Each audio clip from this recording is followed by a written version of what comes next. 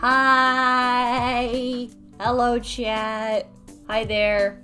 It is me with my hands again. Ooh, hands. Hold on. I saw people messaging in chat. Hi, Silfric. I saw the hydrate. So and Petus. We gotta place a Petus too. Hold on. I will do that right now to see if we get a snowman Petus. Hold on. One of these things I'm gonna do for like the new year is definitely have like a thing where I have like a wheel on the screen. I'm doing all this with my mouse. I don't have my keyboard with me. Okay, spin. No, that's not what I want to do. There we go. Give me a moment, chat. Hold on. All right, let me. No, fuck! Damn it! I copied the wrong thing. No wonder why it's like giving me like. Stop it! Oh, there was a cat. I didn't see the cat, but I heard a cat. Can you? Why aren't you copying? Okay, so you say you copy. Alright, then we're gonna... Why? Why? Hold on. I need my keyboard, probably, because for some reason it's not copying. Why isn't it copying, chat? Why is the text not copying like how I want it to copy? Why is it not copying my funny text like it would copy my homework? There! Okay, so you just wanted the keyboard, you stubborn bitch. Okay, I'm just spinning the wheel, and it's not a snowman, which means we just get normal candy cane Petus. Where's the Petus? Oh, he's hiding. Petus, come here. Petus! Hold on. Come here. Why can't I grab you? Why can't I grab- Oh, because I- Come here. Alright, I'm just gonna put you- I don't know, right there. Okay, I wanted to say hi and do stuff, but I got so distracted by the Petus. I'm sorry about my headset. Okay, hi Silfric, hi Aaron, hi Nate, hi Casso. Casso, I hope you're enjoying, Pokemon's Legends ZA. Hi Eggs. Oh, Egg, thank you for subscribing. Funny pop-up, tell me I'm old. Hi chat, wildest check, fuck you. Hi Ramen, hi Masky, hi Glitchy. Oh my god, the cat ears. Yeah, I have cat ear headphones, actually. Why am I not surprised you have cat ear headphones? Very much thanks, Tim. How are you? I am tired. What was it? I couldn't stream yesterday, but hold on. Why are people not surprised that I have cat? They're cute, okay? I like them. I've had cat ear headphones for like a while now, actually. Like, I've had these for like a good while. Not these exact pair. I've just been wearing cat ear headphones for like so long. You're talking to someone who wore like cat ear like headband in elementary school like a lot. They had to like rip that shit off of me. I remember when I was in elementary school, my mom bought me like a cat costume, and I didn't even know what like a NECA was. I was just really I didn't know what internet culture was, to be honest. I didn't know anything about internet culture, and I was already doing like making cat girl self-insert and like being like shipping myself with like Mewtwo and Sonic, and I didn't even know that was like a thing online, but I still did it anyway. But now I know it's a thing, so now I'm not so lonely and weird about it. But yes, I have cat ear headset, don't judge me. It doesn't make me any less of a gamer. What was I gonna say? Egg, thank you for subscribing, by the way, I appreciate it. I was gonna stream yesterday, but yesterday we actually put up like Christmas decorations in my house, so I was already fairly exhausted. And then today I woke up late and was so rudely awakened this morning because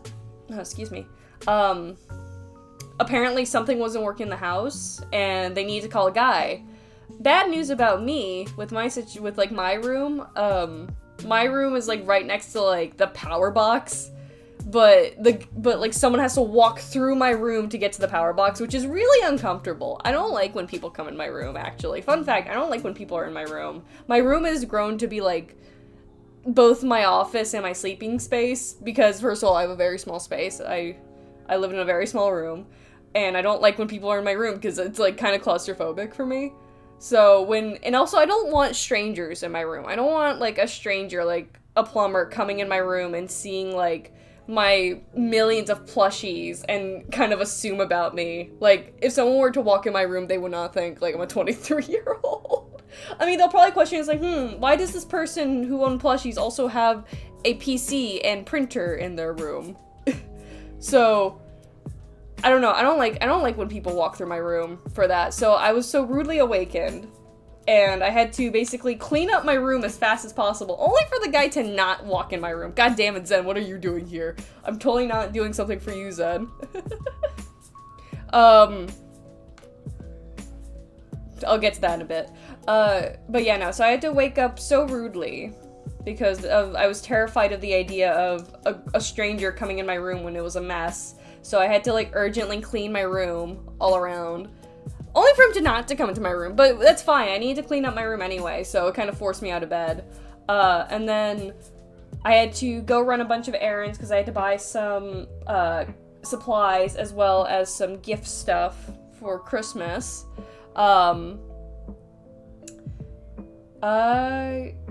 and then, like, I came home today. Yes, don't you worry, buddy, don't you worry. I came home after doing all my errands, and I was just really exhausted, because not only was it, like, I don't like shopping during the season. I love, like, the holidays, even though they don't love me. I have this weird relationship with December, where I love December because I just love being giving and giving back to people a lot, but they don't like me. They're very mean to me. December is, like, one of my worst months for me because it's also the one month where I get severely, like, depressed, or like something horrible comes out during December for me, or like the worst thing ever happens in December. A lot of bad things happen in December for me, which is really shitty considering I'm Santa right now. But it's like a test of fate. Do you think Santa has a good December? I don't think he has good Decembers. I mean, like, shrugging monkey emoji. Tim, I've been watching this live on the Minecraft server, The Wonders of I love when people tell me that they're watching my stream on Minecraft, because that's so awesome to me. Have you finished those errands? No, yeah, December's not nice to me, but I still, like, do a bunch of stuff in December anyway, because I'm a masochist, and also I just like giving and doing a bunch of stuff. But that's besides the point. But I wanted to stream earlier, but I got really tired because of just running around all day, but I finally wanted to stream. I did want to stream. So I was just like, oh, okay, late night stream again. Yay! Who doesn't love late night streams? Hi, Diggy! Santa's probably the only person who pops off when nothing happens in January. Giving chat, giving Dino chat, you could donate, it'd be cool, like, too. Oh, thank you. No, yeah, so I both don't like doing late streams, but I also, like, do.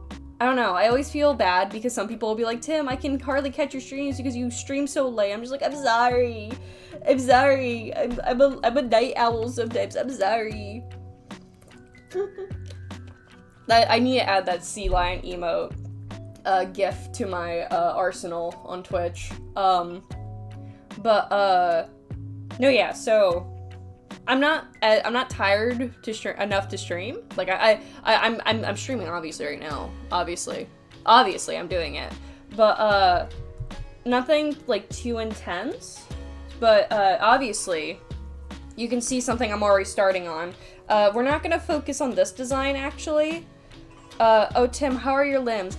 Oh, Keen, thank you for the bits. Late night stream to vibe too. Oh, thank you for the bits. Thank you, Keen. What is it? So I actually did go to a chiropractor before everyone starts yelling at me about my limbs and doing stuff about my limbs. I did go to a chiropractor. My mom thankfully squeezed me in at, like, the last minute when she was going to the chiropractor. So, I went to a chiropractor, and it turns out, the one night I was streaming, all the requests were, like, 5 hours straight. I accidentally pinched a nerve in my neck. I accidentally pinched a nerve in my neck, which then made my arm in complete pain whenever I used it. So, lesson learned. not gonna draw for 5 hours straight like that again. It was definitely like, I don't remember if it was like a posture thing or if it was like, I don't remember how I pinched my nerve. I was just like, I was drawing, and then ow. And then almost for like a week, I felt that pain, basically. Like for a whole week, I felt that pain in my arm, my neck, because of that. And it's gone now. I don't feel in pain anymore. I will say, maybe I'm like ever so slightly the bit is sore because obviously I do a lot of stuff, so, and I took like one whole day. Okay, and you're gambling. and you're gambling. I did take like one whole day where I just did nothing. What did you expect? I was in my status right now. I need to update on Discord. I literally spent a whole day just laying in bed after the chiropractor because I didn't want to do anything to make my arm worse. So, yeah, I spent a whole day doing nothing, and I just been kind of going easy on my arm, if you can say putting up Christmas decorations is going easy. But for the most part, my arm is fine. I'm also still taking it easy, doing lots of stretches, and like just being nice to my body right now, especially during this time of year when I need it most. But yeah, so today, I've been yapping. Hi, Luis. So for today, for this stream, because I've been yapping too much now, I do want to focus mostly on sewing, but if I get, like, kind of bored of sewing, I have other things I can do. But, we're not focusing on this, I'm just finishing this. It wasn't bed rotting, okay? It was not bed rotting. It was forcing myself to relax, because I can't do anything else with my arm. I literally do so much with my arm. I wasn't bed rotting. I was relaxing. For that one instance, I was not bed rotting. I know what bed rotting is. It's not fun. No one should glamorize bed rotting. No one should glamorize mental health. Mental health is not something to be glamorized. Please stop doing that, internet. So this specific pattern, which is another bunny, no surprise. This one. This is another bunny that I plan on selling at the convention in January, hopefully. But we're not focusing on this pattern. We're not focusing on this one today. I know. But Tim, you have needle and thread already through this one. Like, you're already started. I know. Because I started it at one point, like one day, but then I got sore because I hadn't gone to the chiropractor yet. So I had to stop in the middle of starting. And, I've shared these before on stream. I actually have these two other patterns that I want to finish. Zen, I know you recognize one of these. These were both gift bunnies for two of my friends. One of them is for Zen, who's in chat. This is not a surprise, he knows about it. And then the other one's for my friend Bear. But because Christmas is coming up so soon, I actually want to prioritize finishing these. I don't think I'll get them done before Christmas or ship them out before Christmas, but I'd like to finish them like in December. So what I'm gonna do right now is this. I want to finish stitching up this ear specifically. Just use up the thread. I just want to finish this thread because I hate to cut this off and then like start over later. So we're just like, guys, can you believe it? Christmas, just a week away. So I just want to finish stitching this, basically. So we're gonna finish stitching this, and then we're gonna start sewing the green one specifically, because I have a lot of stuff ready for Zen to ship out that I would like to send eventually. So, we're gonna finish this ear, and then we're gonna just transition to this. And like I said, if I get tired from sewing, I do have, like, a canvas that I would like to paint, actually. I've been in a very crafty mood recently, chat. Like, hold on, I actually kind of want to share the stuff I've been making recently. So, for my Pokemon collectors, chat, I like to reuse a lot of my bulk. Can you stop being so loud? The music feels loud to me. Hold on. Okay, that feels better. For my Pokemon collectors, so I know a lot of people don't majority of how do I explain this? People who don't enjoy common cards enough, basically. Like, everywhere I go, I keep seeing Pokemon common cards everywhere, and it makes me really upset that not many people, like, care about them. And as someone who's a Pokemon collector, especially a Pokemon card collector, I like to reuse my cards a lot, because I feel like as long as the card is being used and treasured, then I don't find anything wrong if you use the card in any way. So I actually want to share, these ones are old right here, but this pile right here is something new. I actually used to paint on, these are like old cards I painted on to like fill out the scenery. They're old, these are by any means not new. But I sleeved them recently because I want to put them in a binder, actually. This is a reprint before people start losing their minds. But I have these cards that I painted over that are just like normal common cards. They're not good. They're not professionally made. These were made in like pure fun. But I started something else with some of my other cards I have. Well, this one's different, actually. This is also kind of old. I made like a shadow box with like a bunch of Abra cards. You can kind of tell. Hold on, like, if my camera can focus. Ah! Focus, you bitch. Yeah, you can kind of see, like, the layered effect I did there. Because I saw a lot of people did, like, if they have multiples of, like, the same card, they, like, make, like, a shadow box with it. And I just found that really cool, so I did it. This is my first attempt at it, and I might try again in the future. But, Tim, the special ones make me money. I just need to scamp. Well, you need to go to school and get a business degree, then, if you want to make money. These are the new things that I made, actually. I discovered a fun way to reuse the wrappers, actually, from, like, Pokemon packs. Because I actually value the art in all things, like, Pokemon related, like, from the common cards to the full arts to even the wrappers. And I did this cool thing that I found on TikTok where they basically cut out, like, energy card base, like, the rims, to make, kind of like borders for wrap. I'll just show you. Hold on. This is a Pokemon card wrapper that I made into a card. Like, this is my favorite one, actually, that I made. So all I did was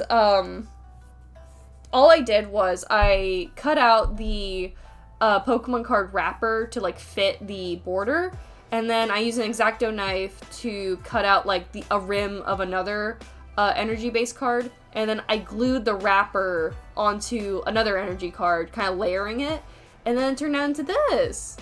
Isn't that cool? This is my favorite one, actually. I really like how this one turned out. This is actually my favorite. I love when I got this wrapper, I got this card pack. I actually got full art from this card pack, actually, the specific one I'm holding, because it was the first time I ever opened this pack. I bought it at like a boba shop with my friend, and I bought it because I just really like the art on this pack. I love Latios and Latias and how they're flying around, and it's just really cute. Again, I made like a bunch of other ones. Let me put this back in the sleeve because I intend on putting these in a binder eventually. I made one for each of the Mega Evolution packs because Pokemon Mega Evolutions has turned out to be one of my favorite card series. The latest card series we've been getting based off the new game has been my favorite. So I made one based off the Gardevoir pack, the Lucario pack, the Kangaskhan, and Venusaur. And I really like how all these turned out. I feel like these are great, like, accents for, like, a binder. Like, I really like how these ones turned out. And then for these last few, one of these are actually my least favorite, which is really sad because it has my favorite Pokemon on it. I tried Destined Rivals, but I feel like the card art on Destined Rivals is very kind of underwhelming, which is kind of sad. But because Mewtwo's my favorite Pokemon, but this is not my favorite one, but I still like it, because I don't really like Destined Rivals. Actually, Destined Rivals might be one of my least favorite sets as of recently, which is sad, because it has Mewtwo cards in it in the series, right? But, first of all, I haven't been able to pull the cool Mewtwo full arts. Second of all, the pull rates are kind of ass, which makes me kind of sad. Because I really just want the Mewtwo cards. That's all I just really want the Mewtwo cards, but every time I pull these packs, I never get a Mewtwo. Why is it when I want a specific Pokemon, I never get the Pokemon I want? It makes me sad. And then I did these two, for for Black Bull and White Flare, which I actually really like because I actually did a little reference. My favorite part about these cards is actually, you can see in the corner with which energy type I used. You see for like Reshiram, I use like a fire one, and then for Zekrom, I use an electric one. And even more fun fact that you guys get to learn about these two cards is that behind their card backings, I actually use their weaknesses as their card backing. So Reshiram has a water base type card, energy card, as his backing, and then Zekrom has like a fighting one, which is like also this was a 2 for like a ground one. But no, I just really want to show these like online because I really like how these all turned out, and I feel like more people should do these. I see people do like these with their extra cards, but I don't see people do this with their wrappers, and I feel like it would actually like downsize like it actually like you know the saying reuse, recycle, reuse your shit basically before you can throw it out. I don't know, because you can make cool stuff with this. Oh, I also want to share this other thing I made, actually. Hold on. This might be one of my more cooler things that I made. I have to be very careful because there's a flower in it. Not a real one, a Lego one. Ow! Thank you, yeah. Reuse, recycle. Reduce, reuse, recycle. Thank you, Keen. I don't know why I forgot that. So, I actually, the pot itself I didn't make, but like the add-ons I did. I'm gonna actually remove the flower real quickly. I actually bought this and built this flower today. It's a little like bootleg Lego flower. I actually want to show this because this was something I was making on my my free time. I made this. I made a pot based off Mega Victory Bell, and I'm actually really happy how he turned out. This might be one of my favorite crafts. I've been getting really crafty again recently, and I kind of miss that because I really like doing art projects, and doing stuff like these make me really happy. So, but yeah, I made this. I sculpted all the extra parts, like the mouth, the leaves. I didn't get the leaves like 1 for 1 because it was really hard because the clay kept folding over. So I just kind of had to improvise and kind of force it to prop it up. Don't look at the back. Don't look at the back. We ignore the back. But I also gave like his little clay leaves and then like the wrap around to like the little tail here. And then I proceeded to paint it all myself. And this is how he looks. I also did do like another pot off stream. I painted this one off stream. It's very basic. It's very simple because this had like a pattern to it and I just kind of want to follow it. Again, very basic, and I just wanted to paint it for fun. I painted it based off one of my other Sonas, and this one also has a flower. It's this one. The bread streak. But I just really wanted to share him specifically because, like, why not? He's so cool. I'm really happy how he turned out. I was really worried he was actually going to look kind of more stupid. Like, I was really afraid he wouldn't look good, but he actually turned out great. I'm actually really, really happy how he turned out. Oh, don't break him. Jesus. I need to carefully set these pots aside because, again, the flowers and them make them extra fragile. I'm sorry about my audio! But yeah, I went out today, I actually bought this Lego flower to go with him. It's kind of hard to see it in this view, but side profile. I thought it would look worse. Like, I thought it wouldn't look nice. Let me put him aside back over here, if I can prop him. There we go. No, he goes great with, like, I have him, like, on my shelf with my Pokemon card binders, and he actually looks really great. I'm very happy how he turned out. Anyways, I'm yapping a little too much and not sewing enough. As I was saying, I have other stuff to work on besides the bunnies. But I would like to focus on said bunnies. So that's what we're gonna do. It is going to be a very chill stream. So I'm gonna actually turn up the music like a little bit and yeah. I hope you guys are having a good Thursday. It's Thursday today. Today's a Thursday. I hope everyone's having a good Thursday. We're like really close to Christmas. I understand for a lot of people that's like the panic date. The panic date of all Christmas time.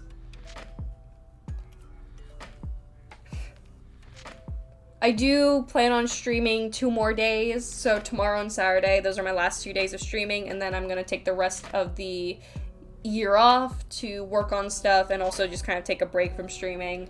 Streaming every day does take a lot out of me, or attempting to stream every day takes a lot out of me, which is why I stopped doing it originally. I have 1 more day of holiday shopping I need to get done. That's like my one thing. I have to go do holiday shopping on Saturday 1 more time because I'm in charge of like stocking stuffers. So I gotta do that. I would be having a better time if I wasn't at work on my day off. Oh, that sucks. Oh, that's like the worst. I feel bad for anyone that has to work on Christmas or like the holidays. I feel really bad for those people, honestly. My heart goes out to the people who has to work on Christmas, genuinely. It should be like an international no work day, honestly. But people don't care. People don't want people to relax. Sigh. I mean, I guess like hospitals are important though, so, or like police stations, but like still. My point still stands. You shouldn't have to be working at Walmart like on Christmas. Something essential services. Yeah. No, I gotta do 1 more day of Christmas shopping because I'm going to be celebrating Christmas with not only my family but also a friend. So we're gonna do a bunch of stuff, and I'm gonna get a bunch of like little gifts for each other and all that. I'm really hoping that these next few days, because I've been thinking a lot this past week of what I want to do for 2026. Have people been thinking about what you want to do for 2026? It is coming really soon. Hi, Axel. Have you guys started making plans of what you guys want to do for 2026? Because I've been doing like a lot of planning for 2026.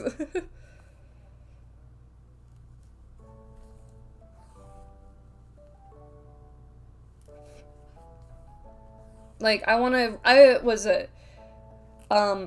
really want to get more into, like, working on my projects and art stuff I have. I feel like these past 2 years I've been kind of not doing that. I don't know. I don't know what I've been doing these past few years. I mean, I know for this year I've been working on my art shop. That's one thing I've been working on. I know that's, like, a prominent thing. But, like, overarching all, I don't know what I've been doing these past few years that's, like, I guess notable in my brain. And it makes me kind of sad that I don't really have anything too notable. I want to start learning how to draw. Do it! Oh my god, do it! You should absolutely do it. Guys, if you have like a goal for like anything art related, you should totally do it. You should totally start learning how to draw. Like, you should. You definitely should. I recommend it. Even if it starts out rough, like, don't worry. It gets better. You should do it. You should absolutely start learning.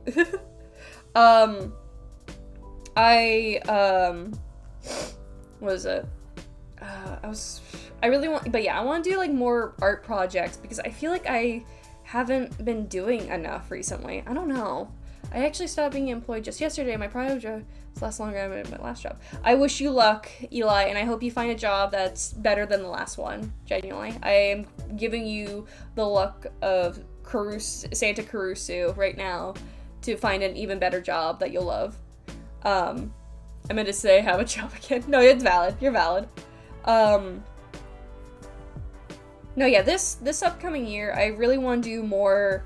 I just want to do more, honestly. I feel like I have ideas for things, but I never, ever execute them. Like, I get ideas like, oh, yes, I would like to do this. But then I don't do them. Or at least I never see them through. The only thing I ever saw through entirely was, the art shop, and I feel like I'm not gonna bash myself too much on it. I just started it, and it's slow. My one, thing with me is that I want to advertise it more. I just really, not that I suck at advertising, it's more so, I was nervous about the first few orders I was gonna get on my shop, and I was right to be nervous because I fucked up on the shipping. So, after I fixed that, I felt more confident in talking about it more after I, like, situated the shipping problem. So, this upcoming year, I do want to do more stuff with my shop, and obviously, like I said, more convention-related stuff. I really want to start tabling at conventions. That's something I really, really, really want to start doing. So, talk to people more, make more friends, draw and sing more. Honestly, I don't know. I'm extremely awkward with people.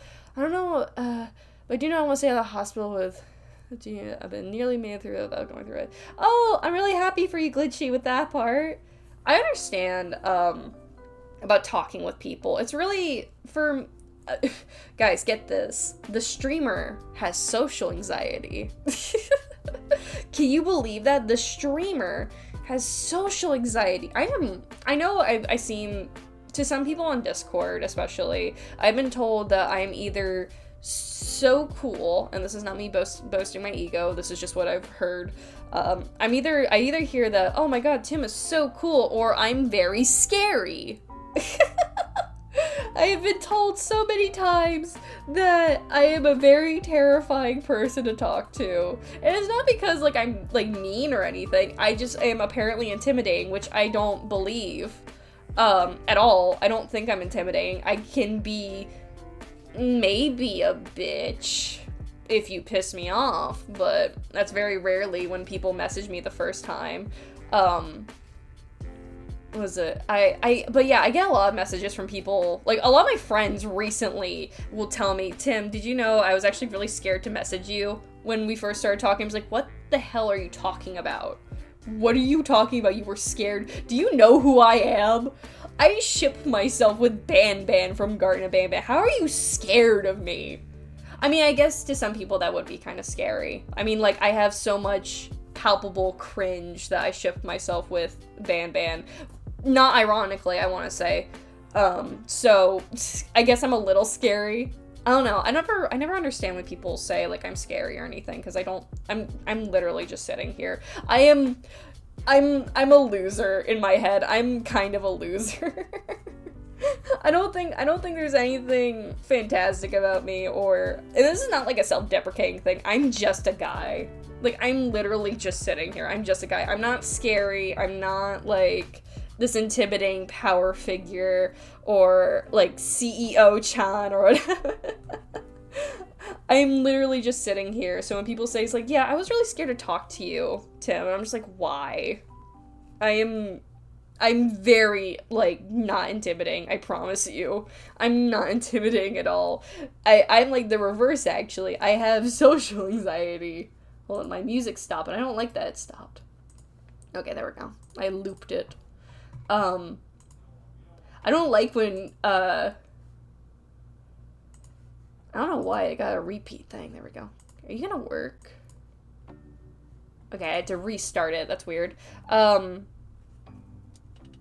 yeah, I actually have, like, a really hard time, talking to people talking to strangers, not in real life. I want to make that very clear. I have a hard time initiating when I want to be friends with someone. I feel like everyone kind of has a hard time with that because you don't really know when the friend mark has been crossed equally, because you don't want to come across as parasocial, but you want to be friends with a person.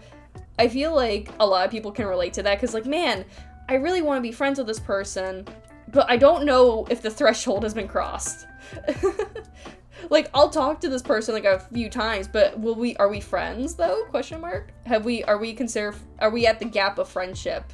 Have we reached the bridge? Not as simple as we spawn in as friends. I wish that was the case. For me, it's not the case, because I'll meet, like, a lot of people that, like, I'm mutuals with. Like, I'll find out, like, oh, this person's really cool. I'll follow them, and then they'll follow me back. I feel like when I'm mutuals with someone, you already have decided, like, hey, I like you. I would like to, in my head, this is how in my head I see it. When someone follows me back, or they follow me first, and if there's the mutual following of one another on social media, I will take that as, like, you want to be my friend, or there's something about us that we should be friends. And I have done that a few times. That's how I became friends with Boone, actually, because I saw he was following me on Twitter, and I was like, oh my god, he's following me. Oh my god, we should be friends. And then I pulled him onto my talk show, and we became friends after that. that's how my brain works. Like, if we're following each other, I'm gonna automatically assume you want to be my friend, and I don't think it's really a smart thing on my part if I feel like, hey, if we're following each other, you must want to be my friend, right? I never want to come across as parasocial. That's kind of like the one thing I'm always anxious about. That is not smart. I know it's not smart. I'm already aware that's not smart, but that's how my brain works. That's literally how my brain functions. That if we're following each other, then we have to be friends somehow.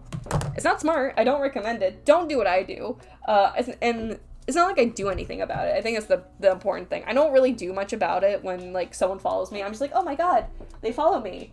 Yippee! Alright, I did with that part.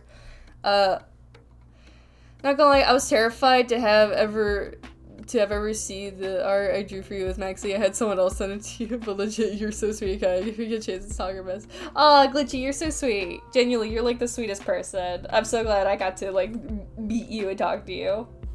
Where is your skull? Is your skull in this? No, that's the back of your skull. Where's your skull? Did I ever cut out your skull? Oh, there's your skull. Hold on. Give me your skull. Hand over your skull. There it is. That's your head. And then the ears. There we go. Everything's not layered as it should be, and it's bothering me. Okay, that's the legs. There's the ears. No, I'm very aware of that. I feel like we're in a generation, though, like, it's very hard for us to be social with one another because, again, we have that anxiety, and also, like, a lot of people are more anxious, and I'm me, myself included, I'm a very anxious person. I would want to be friends with someone, but then I'm too pussy to say anything or do anything because I don't want to come across as parasocial. That's like the worst thing to me. I don't want to be a parasocial person, and it's really hard for some people to understand when they are acting parasocial. So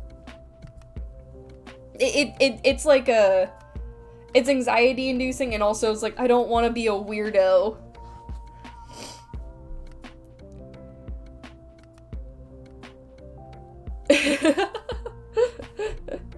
You just keep staring at them, Keen. You'll get it eventually. Just keep staring at them. They'll have to spill. There we go.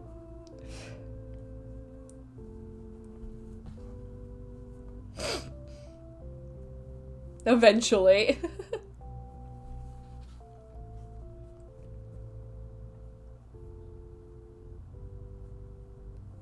There we go.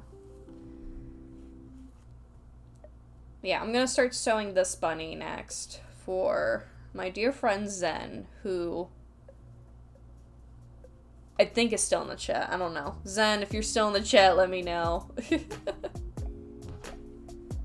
If he's not, then good. This will be a slight surprise to him, because he won't see the progress.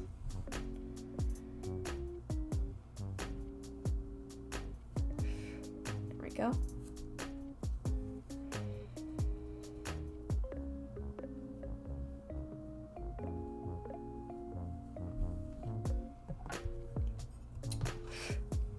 I wish I had, like, more ease with, like, making friends, genuinely. I am just the giant pussy. I don't... I get anxious. Like, I want to try to be friends with more people, but I also learned growing up, like, into adulthood that, like, you genuinely can't be friends with everyone that you want to be friends with, or you can't force people to be friends with each other, and that's okay sometimes. Like, you need to... I think it's important for people to understand that not everyone can be friends with each other, because there's just sometimes resistance, or, like, not everyone's gonna like each other like that. I've learned that personally myself. Like, I'll be honest. There's some people in my life that I just don't like. And I think that's fine. I feel like it's okay to not like a person. Like, if you have a feeling that you don't like someone and you don't really have a full justified reason, you just kind of like, I don't vibe with this person, I don't really like them, I don't know, the vibes don't match, I feel like that's fine. Like, as long as you're not being like an asshole about it. Like, if you don't feel comfortable to be around a person, I call that the ick factor. I keep forgetting that ick is a word. I actually find myself a lot of times where I don't like a person and I actually don't want to be friends with this person. I find that actually a lot of times. And before I would kind of like, I'd be like, why don't you like this person, Tim? Like, come on, like, you're kind of being a bitch. And I'm just like, well, I don't like you and I don't want to force myself to like you because I think that's probably worse for the receiving person. So I feel like it's okay to not like a person. If you don't like someone, no one's gonna be mad at you for not liking them. And if someone's gonna be mad at you for not liking a person, why is that their fucking business? Like, you're not required to be friends with every single human on the planet, you know? You're gonna have people you won't like, and I think that's valid. Like, you're allowed to, like, it's allowed to not like a person. As long as you're, like, not, like, making, like, a scene out of it, is kind of, you know, like, you're not, like, going around in, like, spaces and be like, I don't like this person, or, like, actively, like, fighting someone one-on-one, you know? If you just don't vibe with a person, that's fine. Like, there's nothing wrong with that, and you should be more open about it with yourself, especially. Negative. I haven't spoken to him in a while, Keen, I'll be honest, so.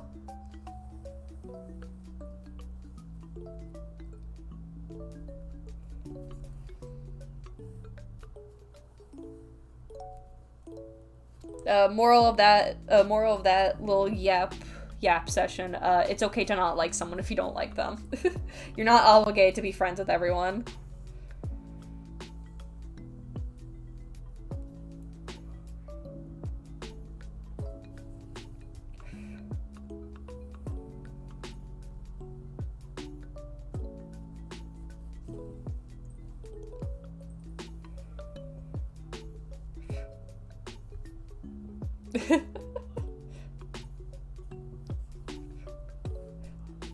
So long if it's all in good jest.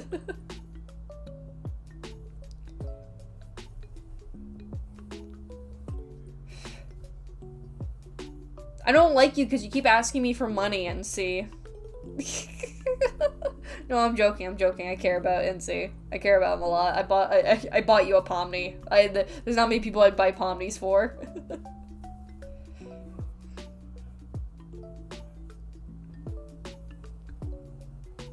I do need to make a redeem on. You did buy me a Pomni. I did buy you a Pomni. I did do that, and you can't be mad at me. I bought you a Pomni. What was it? I actually really like the fabric on this bunny. I hope Zen likes it. It's a very soft fabric that I picked up for him.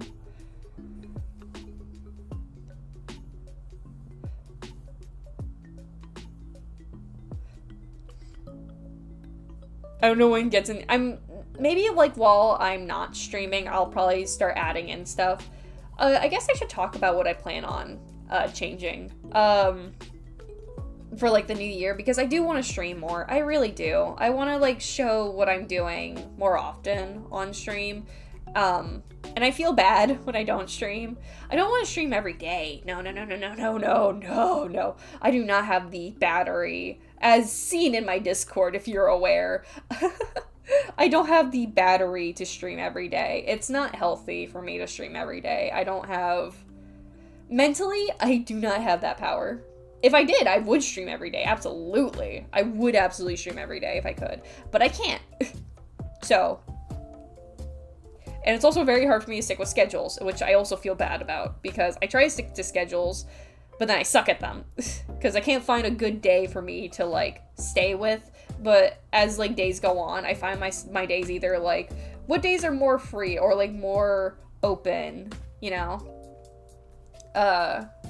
Because I do want to do more, like, art streams. Not just like this, but also, like, just art streams where I share, like, projects I'm going to be working on. Because I do actually plan on making a lot more, like, visual novel projects, actually.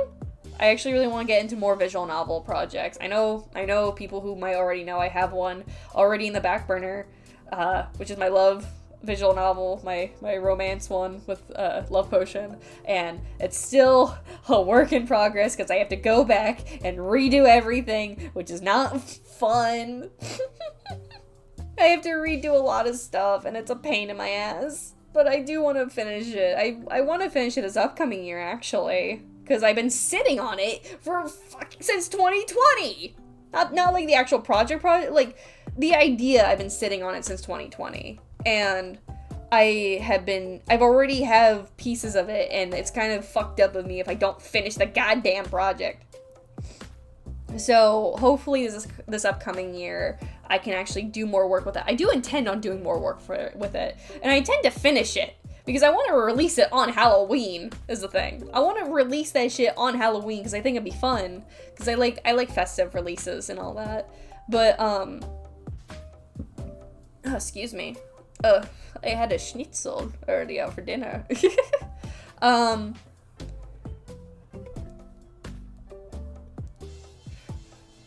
Yeah, I mean, like, I would do impromptu stuff, but I feel bad for, like, I don't know, anyone who watches me kind of just like, man, because my impromptu stuff could go from, like, oh man, I stream every day this one week to, like, not streaming at all for an entire month, which I don't like. I don't like not streaming. I really don't. I feel like that's happened a lot these past 2 years, specifically this year and last year, where mentally I just could not find myself having the energy to stream. Not to, like, get too much into me, basically, but I do suffer from, like, depression and anxiety. I don't have a form of treatment. I don't take medication. I don't have therapy. I don't have any outlet because I just don't have those resources and also money. But I try to I try to comfort myself with my hobbies and goals to try to make it easier for me. I also have ADHD, also unmedicated. So I have all these problems. I have all these things in my head that are making me sad and angry and not focus a lot. And it's not fun. If you have something going on in your brain, you should go see a brain doctor so the brain doctor can help you and guide you. I don't have a brain doctor. Well, I kind of do have a brain doctor, but not for the brain doctor things I need my brain to be looked at for. I have, like, a lot of these problems that are not treated, and it's kind of hard for me to stay focused and try to be aligned with something. And while impromptu streams sound like okay to me, I still kind of have, like, people who watch me, and I often hear people say, like, oh, Tim, your streams are very comforting to me, and not that it puts a weight on me. I don't want to blame people. I don't want to blame people by saying, like, oh, because I do this, I have to do it. I have to stream. No. While that's like a partial reason, it's not like a big bolder reason to, like, make me stream, if that makes sense. While of course I have people to stream for. It's also like a me thing. I want to stream more because ever since I got out of high school and started streaming, I wanted to be more consistent with it. And I do. I still want to be consistent with streaming. It's hard. It's really hard for me. And I want to get better with it. I think that's something this upcoming year I want to try to get better with, even if it's, like, just a little bit. I just want to stream, like, consistently. That's all I want. Like, a whole year of streaming. Because when I first started streaming, it was very consistent. It's probably because I didn't have a lot of stuff going on when I first started streaming. When I first started streaming, I just got out of high school. Like, I was 18 and fresh out of high school when I first started streaming. And, like, it was fun. I had so much fun streaming there was a lot of ups and downs to me streaming when I first started. I would always have a person with me when I streamed because I was too anxious to stream by myself or be alone, which is fine. For people who start out, I think it's okay to have someone with you when you stream because it's I understand barren chats can be kind of underwhelming and you're kind of just sitting alone, so having someone to bounce off of is really nice. But I did that like a lot for a long, long time, where I would always have someone with me in a call to sit with me when I did stuff, even when I didn't really need someone. But that kind of proved to be more overwhelming for me over the years as I had people, and eventually I just kind of had to cut that part out of my streaming stuff, which I'm much happier with. Don't get me wrong, I love having my friends with me, but sometimes having them on stream kind of overwhelms me. This is not a jab, this is not a jab, this is not a jab, this is not a jab. This is not a jab to my friends, because I love my friends very much. I just sometimes find myself very easily more overwhelmed when I have my friends on stream, because it feels like I'm controlling two... I don't want to say controlling, I have to be in charge of two groups of people, that being my friends and my chat. And for stuff like Gartic Phone or like Jackbox streams, I don't mind usually, because it's kind of like that's when everyone's kind of like together. But like having a large group of friends and like streaming is kind of overwhelming for me, because again I have to kind of have the controlled groups with one another, and it's very easily to overwhelm me with that shit. Oh yeah, those the good old days. Yeah, no, I don't often have many people stream with me anymore. In comparison to like when I was actually looking back at my old streams recently, and it's really weird to see how far I've come. It kind of feels like a lot have changed, but also not a lot has changed since I first started streaming. Like, I still have the Kurusu kind of getup along with my human character, which I do plan on updating that model, my Kurusu model, in the future, actually. Not too drastically, just like a little minor changes to her. I do plan on still kind of using her. She might become a little bit more as like a microbe mascot for the channel. Like, people will recognize her, people will know her, but I would probably ultimately still use my human character a lot when I stream. I see you, Keen. I see you yelling my name. I'm trying to... There we go. Oh, okay.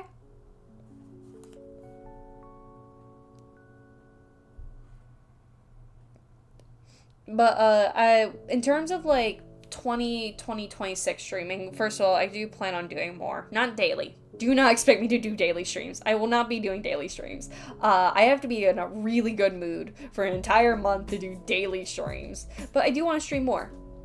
I do want to stream more. That is, like, my one thing. I might do, like, impromptu streams, but also, like, oh, this day for sure I'm gonna stream, you know? Like, I need to, I will look in DMs. Oh, that's cool, Keen. That's very cool. That's very cool. I like that a lot. My brain is braining. Oh, that's so sweet. That's so sweet. It looks like it was made with love. Ted... Yeah, you'll be, like, covering some ground with that. Besides, changing my other minor model, I don't know if I will... I'm not gonna I want to make this very clear, because a lot of people know me for my Kurusu model. I'm not gonna discard the Kurusu character. No, I'm not gonna discard her by any times mean. She will still be, like, a mascot here. I probably will not be using her sprite as frequently as, like, my human character. I do want to update my human character sprite, though. I want to make it more diverse and more cool. I miss Mitt. I know. A lot of people do. She's not coming back. Not as a sprite, not as a talk thing. She's not coming back. I'm sorry. I'm breaking the news. I'm breaking the hearts. She's not coming back as a sprite anytime soon. However, maybe. Ooh, I'm keeping you on your toes. Ooh. I do plan on updating my human sprite, not to an extreme amount, Like, I plan on maybe giving her more emotions and trying out new programs to see if I can maybe rig some new things, because I found, like, a lot of PNG tuber stuff where, I like PNG tuber plus. I understand I have a lot of new people on here, too, as of recently. For those who don't know Mitt, once upon a time, I actually made her when I was younger. I designed a evil version of my Kurusu character. Some people have probably not seen my Kurusu character. She's the blue squishy, rejected Pokemon. I made an evil version of her when I was younger. I decided to bring her back as a funny little art piece. But then when I started streaming, one October, I decided, like, oh, instead of, like, a costume, what if I just made, like, an evil Tim for October? And I made one sprite of Mitt, and a lot of people really liked Mitt. Like, really, really liked Mitt. Like, really, really liked Mitt. A lot people simped for Mitt. I'm just gonna say it now. People simped for Mitt for a good bit. And it was fun for a small bit. It was fun for, like, a small bit. I brought her back for another Halloween. People love her. But I have been kind of re-characterizing her a small bit off the camera. And, while there was the redeem for Mitt, I was like, I had a redeem for people. I kept teasing Mitt a lot. I wanted people to, like, still have the option for Mitt for a while. Up until I decided, no, never mind, I don't want her to represent me. When I say that, I don't want her to, like, represent me. Because here's the thing about Mitt, she was that. She was still a persona of mine. She was still a active Sona. Yeah. She's the yellow Kurusu I have. She's the yellow one. She is a character on my channel that people really like, and I appreciate that. I do appreciate that people like my characters. I do. It's just, I had to stop using her because people kept being weird about her to an uncomfortable degree, to the point where I have to stop using her, because here's the thing. It's like, I said this before in another stream, I have to, in my head, how it works is that, why are my ducks lagging? Are my ducks lagging? Why are you guys, like, stopping mid-step? Hold on. Why are my ducks lagging? You guys see this, right? Are my ducks lagging? Hold on. Why are my ducks lagging? I need to look at the stream. I don't know why. It looks like my ducks are lagging. Anyway, yeah, no, like, the thing is with Mitt, yeah, I think you guys are done lagging. I think you guys are done. You got out of your system, you had to lag a bit, I understand. While it was fun to play Mitt, I think the other thing about Mitt, too, was that I got a lot more traction with her, when I had her, which I don't really know how to feel about that, considering I did kind of make her eye candy, admittedly. I did make her very eye candy-esque, very, more rated towards 18 than my usual 16. She wasn't she wasn't anything else besides that. She just looked sexy. She was a sexy character. I made her look sexy. She was like Rouge the Bat, basically. And it was fun. It was fun for, like, a small bit. But at a certain point, I was getting really weirded out by how people would act about Mitt, especially since I was playing her. And no one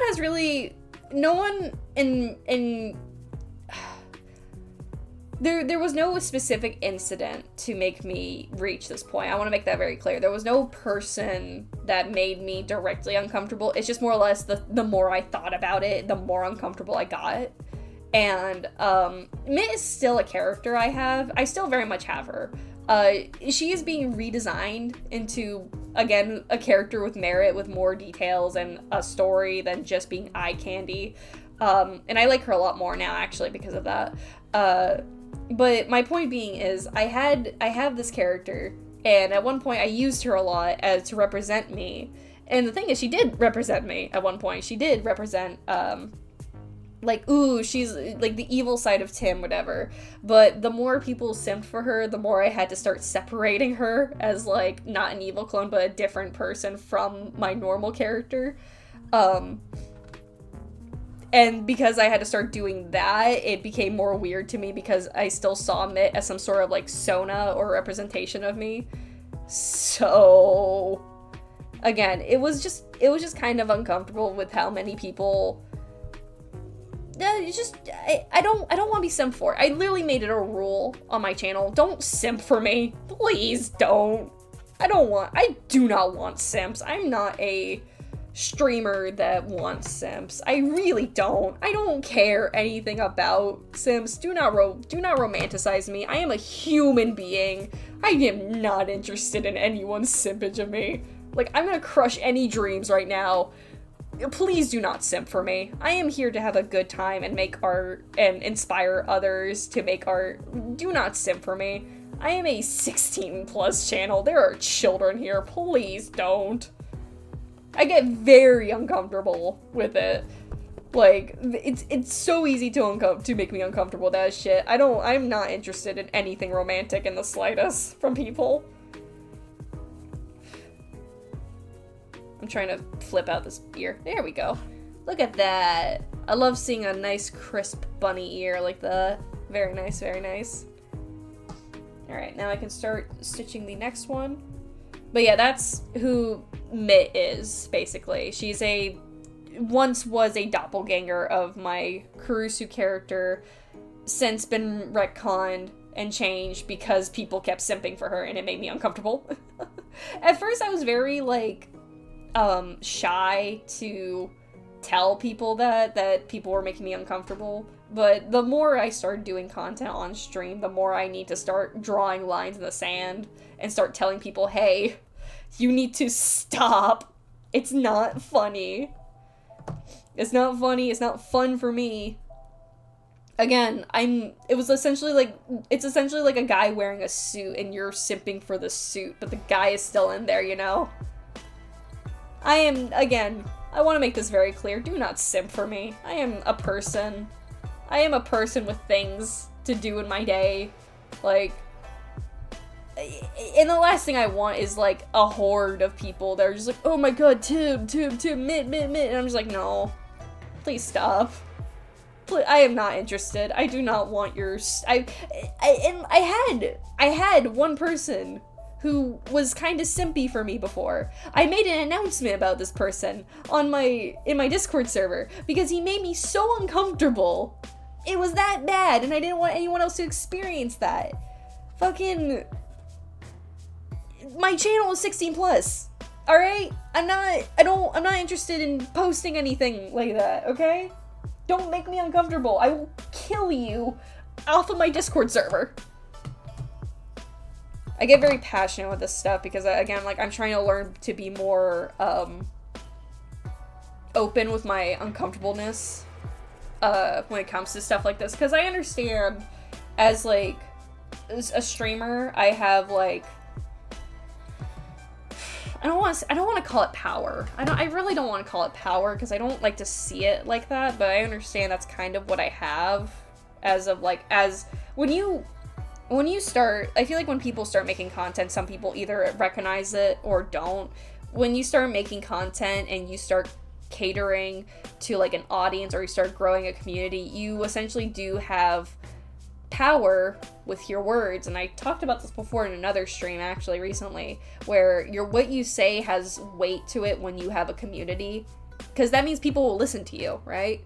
And if there's one thing I want to make clear to my community is what's okay and not okay on my channel, especially with me, because I'm gonna keep saying this. I'm a fucking person. I am a human being behind this screen, alright? Do you see these hands? I'm human, alright? I'm not someone... Like, I may have, like, a silly character and all that, and, like, oh, I'm so silly, I'm so cute with my little character, and my character is very cute, yes, I appreciate compliments and all that. But I don't want to be, like, I don't want to be like, I'm not an anime like girl streamer. I'm not an e-girl, all right? I'm not like a streamer that's like, oh, Sugoi, oh, my heart goes out to you. Stop it. Shut up. Actually, shut up. Leave me alone. It's like, it's parasocial. It's weird. Stop it. I'm just here to have a good time, alright? I'm here to have a good time. People on my channel also get uncomfortable on my behalf, which I've noticed, which I appreciate, by the way. Are you telling me that you're not a hot tub streamer? Shaking my head. No, I'm not a hot tub streamer. I'm so sorry to break your heart. I'm not a hot tub streamer. I don't even have a hot tub. I have a cold tub.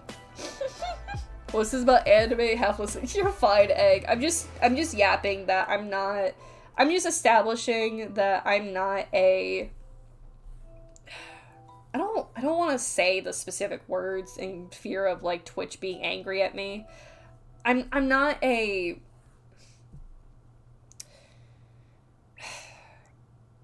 I'm not a sexy VTuber. There we go. Or streamer. I'm not, like, a sexy streamer who fawns for e-girl thought. Yeah. I'm not that. I'm not that. Even, like, I don't even want to say that, because to some people, like, some streamers I've seen, fun fact, I don't watch a lot of streams. I sometimes do, but I don't watch a lot of streamers. But, like, I know the stereotypes for, like, some female or female presenting streamers, or even male streamers even, where they kind of rely on people thirsting after them for a community. And I have, like, the most, like, ick face right now after saying that, because I don't know, that doesn't sound like a way of living to me. I don't know. I don't like the idea of being thirsted after. I don't like the idea of being romanticized or sexualized in any light like that. Again, if that's what people want to do, that's not my thing to criticize them. It's just not my thing, is what I'm saying. It's not my thing. If other people want to do that, fine, pop off, if you have the bravery for that.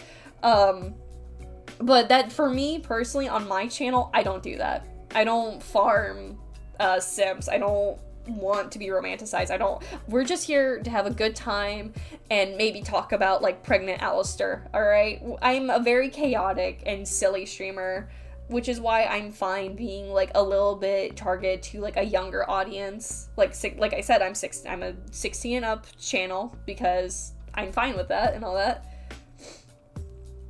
You're not here to clip farm. Yeah. Like, again, the idea of just being viewed like that makes me just very uncomfortable. It makes me very uncomfortable to think about it like that. I need to get tissues again, because my nose is acting up. Ugh. Yeah, I'm just Tim. I'm no specific streamer. I'm just Tim, and I'm just here to have a good time, show my art. If a character, that's, like, the other thing too. I don't want people to, like, romanticize my characters, specifically my personas. If whatever you have in your head, just keep it in your head. Keep it in your head. Keep it, like, locked away from me. I don't want to hear it. I don't ever want to hear people's thoughts. Like people saying, like, oh, I have a cute character, like, especially, like, the Crucial character, that's fine. You get a thumbs up. I'm fine with that. But when people start, like, talking about my human character, hey guys, that's me. That's, like, that's not even, like, it's not even just that's just me. Like, the way my human character looks is how I view myself. That is literally how I see. It's like looking in a mirror, basically. I don't like the idea of people looking at my character and be like, smash. No. I'm going to smash you to bits, maybe, actually.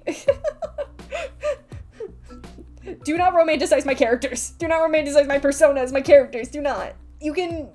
just whatever you have, keep it in your head, away from me. 20 million miles away from me. Because, like, I'll see people, like, I think Jaden Animations, she's one of the people I really look up to, especially in my younger ages. Even, like, a little bit now, I like Jaden a lot. I like her content a lot. I will hear about, you just had to open that core memory. I was stowing away. I'm sorry. Me pointing at egg, this is what I look like. Don't put me in the skillet. Okay, I'm gonna put you in the skillet egg. That's different. What was I saying? Yeah, Jaden Animations. Like, I really like Jaden. I really like her content. She's very relatable, even to, like a lot of, like, people my ages nowadays. I don't even think she's, like, that old, actually. She's, like, how old is Jaden Animations, actually? I actually don't know how old Jaden Animations is. Hold on. I will do the redeems real quickly. Hold on. I actually don't know. How old is Jaden? How old is Jaden Animation? She's 28? Oh, she looks fantastic for 28. Oh my god. I actually didn't know how old she was. I thought she was, like, 25, actually. I didn't know she was 28. Oh, I'm stretching real quickly. Oh, geez, my arm.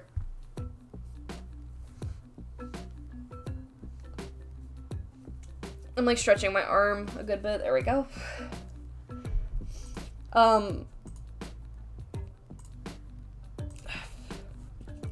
Get water.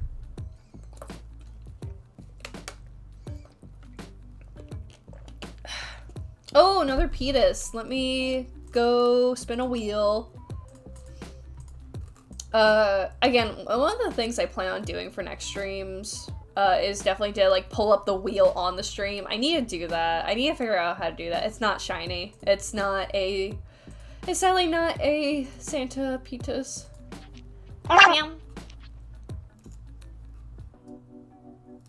Oh yeah, I've seen the stuff about that crocodile VTuber. I like their model. Very cute model. But yeah, no, I was talking about Jaden because,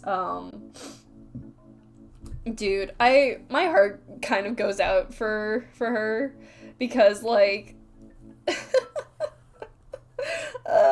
these are laughs of pain because, like, so many people, degenerates specifically, really sexualize her character, and it's really, really uncomfortable to see on her behalf because, like, dude, she is, like, the chillest person to watch, and you're doing this. Stop it.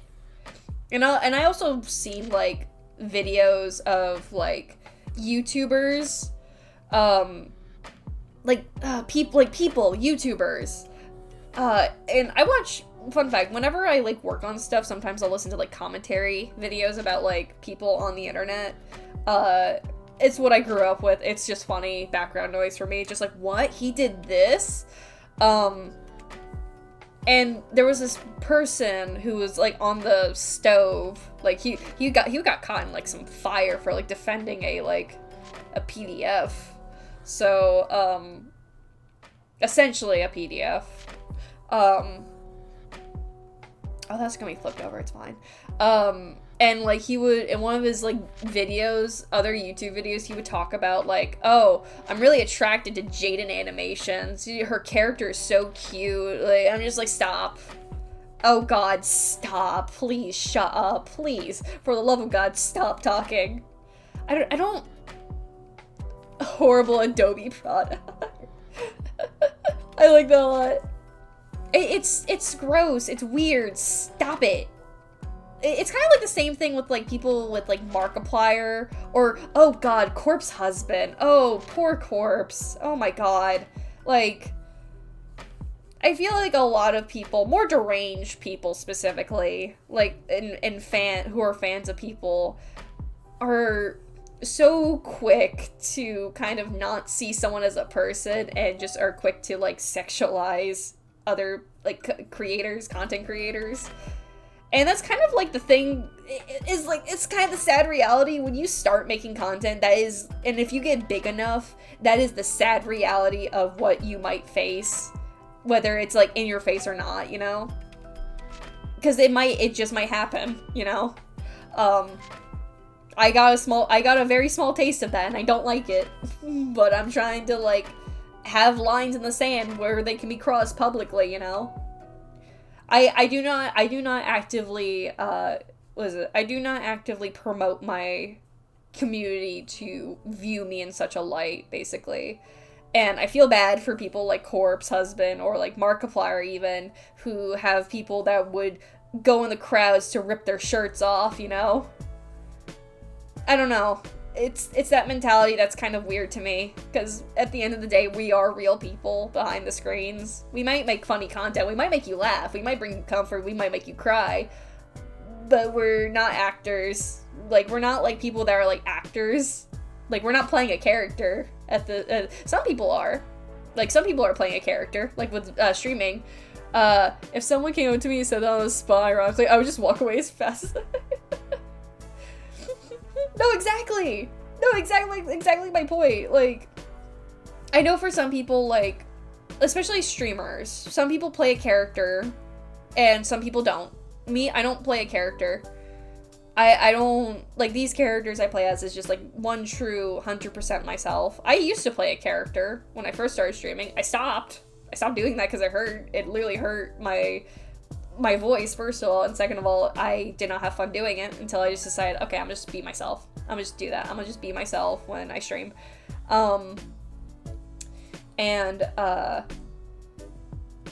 Again, we're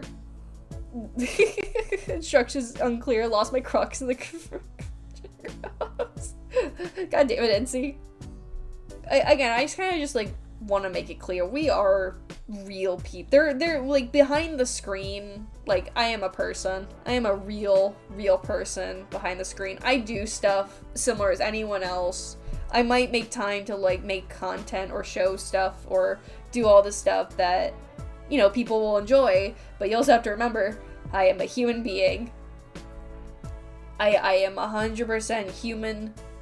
I am not okay with certain stuff like that, and I'm going to make you understand that it's not okay. I feel like other people just don't really dig a line in the sand, either out of fear, or there's like, meh, it's okay. Sometimes it's not okay. You need to draw a line in the sand as to what's okay and what's not okay.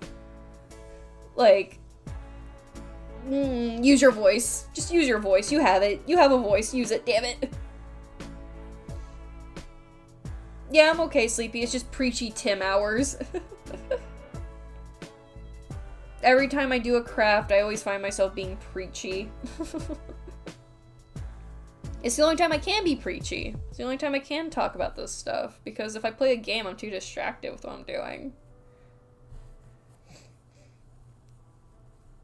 Tim late night preaching. This is the Timining hour of preaching, is what it is. I'm okay, Sleepy. I appreciate it, though. I'm okay. Like, genuinely, like, I'm okay. I'm just yapping about what I think is okay and not okay. I'm gonna get a new string real quickly to tie this up, because I am running out and I need more. I mean, like, with all that being said, like, I think it's just something I just will always make a known on my channel, that, like, I'm gonna make it very clear, like, hey, don't do this. Again, it's in my fucking rules. If you go on my channel, literally, I think it's the second rule, actually? Hold on. Yeah, no, it's literally, like, the second stop. The second rule on my channel: do not be weird to me. Do not sexualize me. It's so uncomfortable.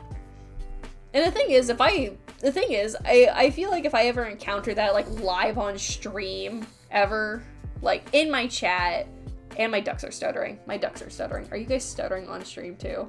Yeah, you guys are stuttering on stream too. I have to, like, watch you guys on here so you guys stop stuttering. There we go. Yeah, I didn't know Toby said that. I think Toby said people nowadays treat people like fictional characters. Yeah. And I feel like it's really easy for some people to do that, because, like, we're okay with, like, people, like, shipping themselves with, like, fictional characters. It's fine. Like, dude, if you want to ship yourself with, like, I don't fucking know, like, Steven from Pokemon, pop off. Like you do that, buddy. You want to ship yourself with, I don't know. There's a person that, like, ships themselves with, like, Chucky. Like, vintage Chucky from Chuck E. Cheese. Their art's really cool, though. So it's like, if you want to do, like, if you want to ship yourself with a fictional character, I don't care. As long as the character's, like, of age, first of all. Like, I don't care. I am the type of person that will be, I am actually weirded out when people simp for, like, younger characters. So, as long as you're simping for a fictional character within reason, you're fine. I don't care. Do what you want. I don't care what you do. But when you start simping for, like, real people, I'm gonna start raising an eyebrow at you like a dog. I'm gonna start raising an eyebrow at you like a dog, dude. Like,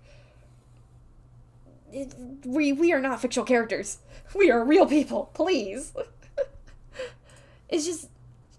It's not that hard. It's not that hard to, like, do that. I only ship, the only ship from Pokemon is Brock, because my homeboy can cook. Like, yeah, Brock I didn't have a crush on Brock when I was a kid. I thought he was cool, though. Of course, my heart goes to Maxie. I have an entire thing of, like, Maxie on my shelf.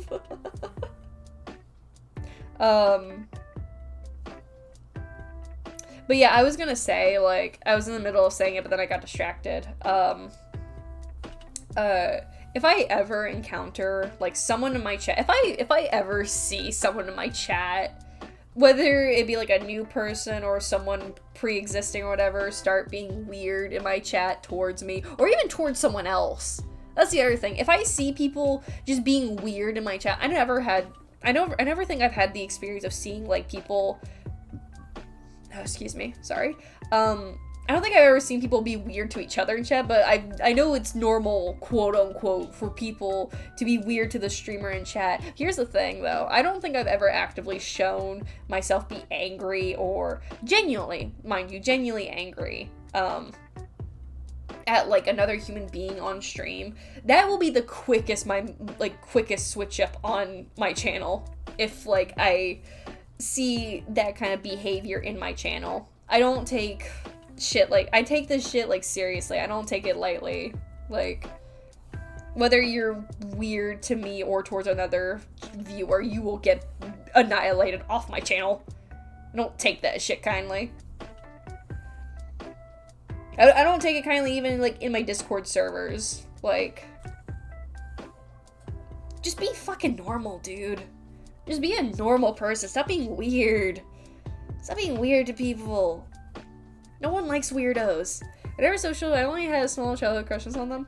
Nah, that's valid. I feel like there's a drastic difference with, like, childhood crushes on characters versus, like, self-shipping. I just sweat side glancing at, like, my character shrines I have.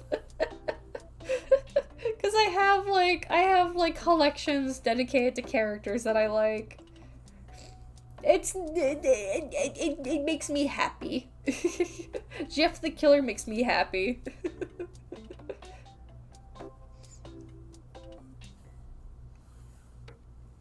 Oh, that's like a whole other thing. Jesus Christ. I already made a statement before that, like, if you ship yourself with, like, a younger character, like, I'm trying to think of a very popular character that people, like, ship themselves with. Funny enough, Pokemon characters. Yeah, people actually do this. Yes, people will... Oh, no. You want to know a good example of this, actually? Fucking, South Park. South Park fandom. I was never really in the South Park fandom, ever. I never touched that with, like, a 10-foot pole. I don't hate South Park. It's funny to watch sometimes. I don't actively consume it. Kenny's my favorite. But I've seen people who, like, ship themselves, adults mostly, like 18 to, like, older. Oh, you want to know what's even, like, an even better example? My Hero Academia, actually. People will take characters from My Hero Academia and, like, they're children, by the way. They're teenagers. Like, I don't care what anyone says. The majority of the cast are teenagers. And if you, like, ship yourself with, like, you're a grown-ass person, you ship yourself with, like, one of the characters, it's weird. It's weird. It's weird. It's weird. I felt that with me with fictional self. Yeah, people do that with Bakugo, Shoto, something. Yeah. We don't have another pregnancy topic. No, we're not gonna, I don't feel like talking about pregnancy today. I don't feel like talking about pregnancy today. I felt that with me with self-shipping. Yes, some people do that. Bakugo show or some of those. Yeah. Bro, hood classics are like, their lore's like 5. I have like the grossest ick face right now. I hate that shit so much. We're like, oh, she looks like a child, but she's actually like 5 billion jillion years old. No. Actually, shut up. Please. Here's like my thing. Here's like my line of thinking. My mom has always said this to me, so it kind of like sticks with me too. If it looks like a duck, walks like a duck, quacks like a duck, it's 100% a fucking duck. So, therefore, if it looks like a child, acts like a child, it's a fucking child. I don't care what their age may say on their ID. I don't want to see anything inappropriate of this character. Genuinely.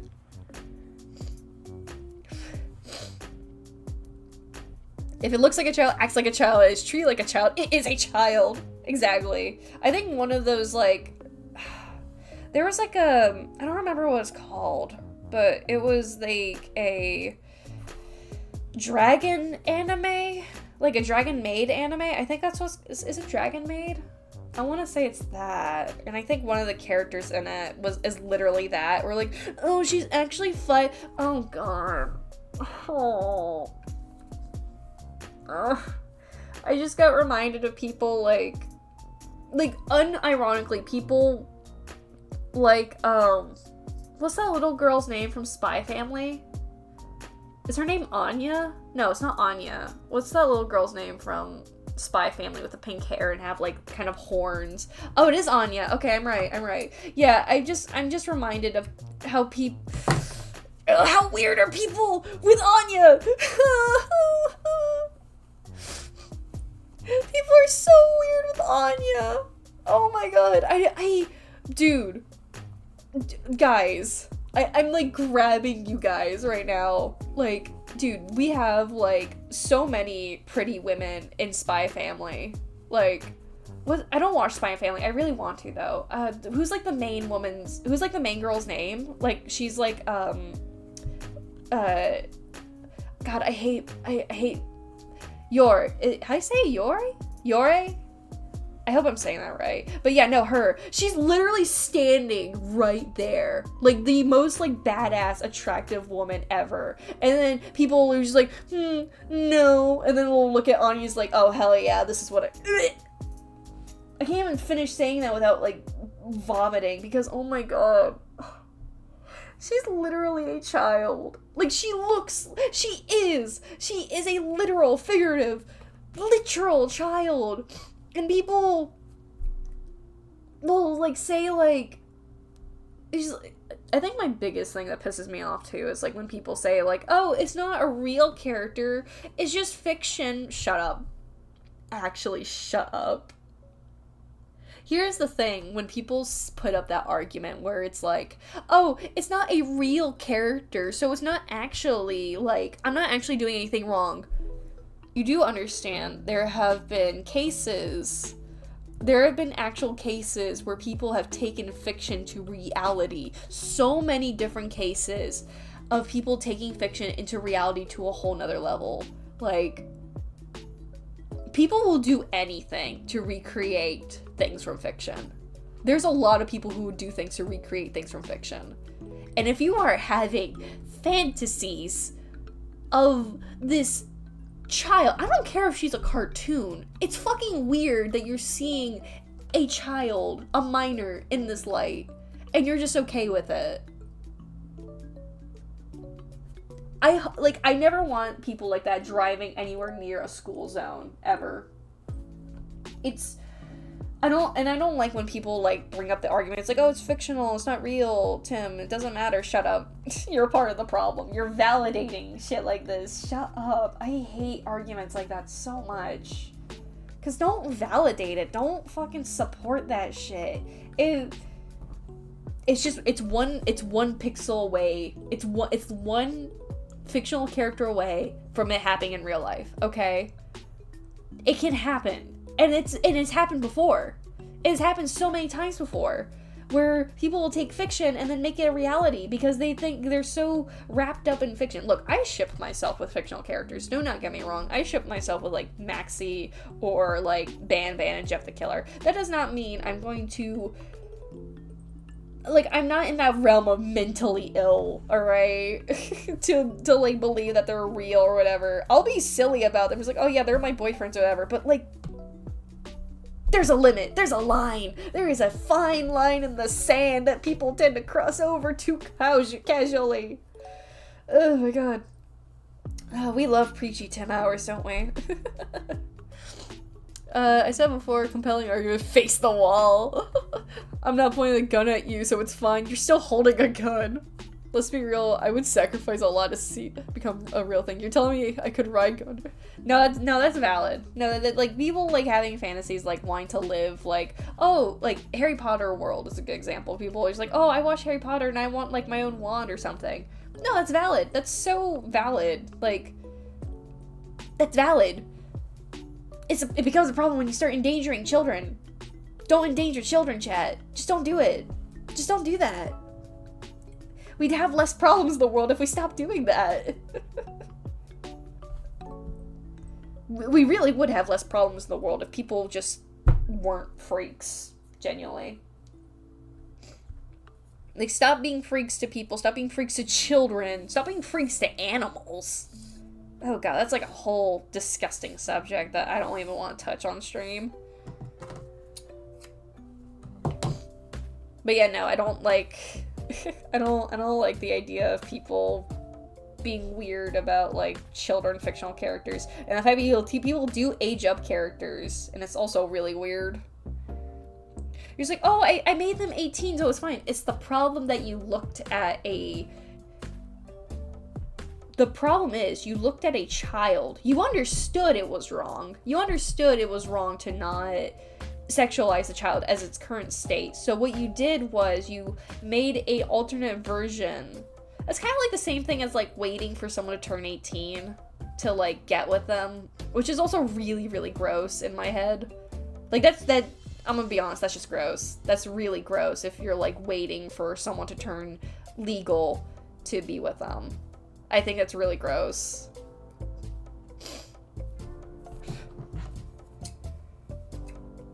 I don't know. There's something, like, very predatory about that to me, where you're just like, oh, I'll just wait for you to turn, like, into an adult. Why can't you, like, find someone your own age? Why do you have to wait for someone?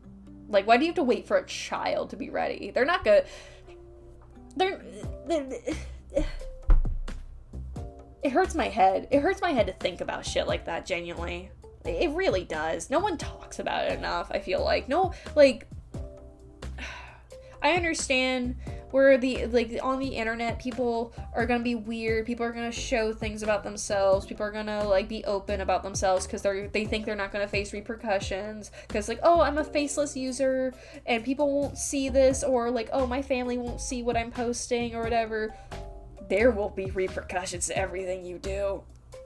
And I feel like people need to talk about that more. We need, like, a shame. We need to shame people more, genuinely. Like, shaming is something that we need to do.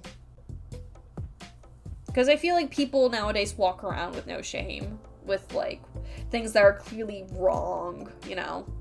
It's really funny to me, actually, bringing up, like, the topic of shame, because, like, I'm completely moving the subject to, like, a little bit more lighthearted stuff right now. I'm very aware that, my audiences on different platforms are not the same, as, like, on TikTok and YouTube. My Twitch audience is where it's at, though. My audiences on TikTok and YouTube are not the same. Some people will migrate over to, different factions of my channel, however. Like, some people will come from my YouTube to watch my Twitch, which is always appreciated. But I'm also aware the majority of the people that see my content are not my target audience. So I will get a lot of people who kind of comment not like hate comment. Well, there is hate. I do get a lot of hate comments for like my shorts that I post on TikTok and YouTube. I do get some hate comments quite frequently, actually. And originally, there was a time when I first started posting stuff on TikTok. I was very like demotivated by that. It demotivated me to the point where I just didn't want to post anymore. But then I started posting again, and then I just got burnt out.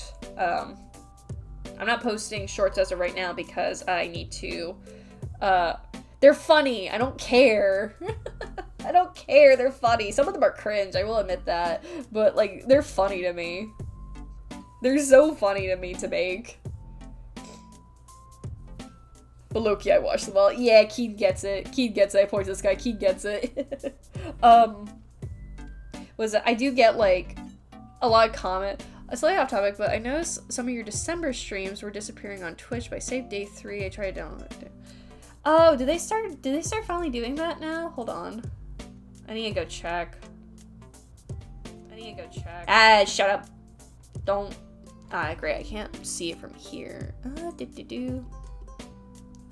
Where is my... Ah, I see that now.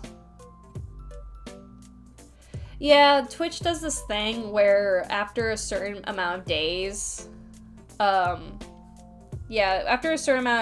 Twitch will kind of, like, kill, some streams, because that's kind of how Twitch works, where, like, where is it? That's what Twitch does sometimes, where, that's kind of how they have more, room on their channel, like, on the platform for more streams. Yeah, they kill the VOD, basically, to make room.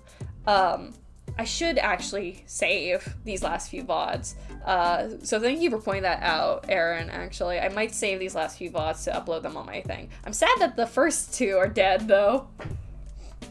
The first 2 are gone, which is kind of sad. I don't think day 1 was too important, which is fine. It was just mainly posting about updates that I will eventually repeat in the future anyway. Day 2, I don't remember what that was. I actually don't. What did I do day 2? I think I just played Pokemon. Did I just do that? Was that just a Pokemon stream? I think it was a Pokemon stream. If it was a Pokemon stream, I'll actually be kind of upset because I had a lot. If that was a Pokemon stream, I would actually like to save that. But it's too late for that. Oh no, I was just sewing a bunny. Never mind. What was day 3 then? What did I do day 3?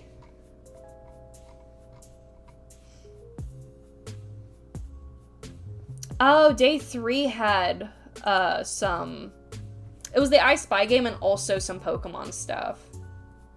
I mean, I'm not too upset about that. I told myself before, and I'm gonna start doing this. Maybe I'll start doing this, like, actually, like, now-ish after this stream and these last 2 streams, for this year. I am probably gonna start saving streams and have them on my VODs channel, actually.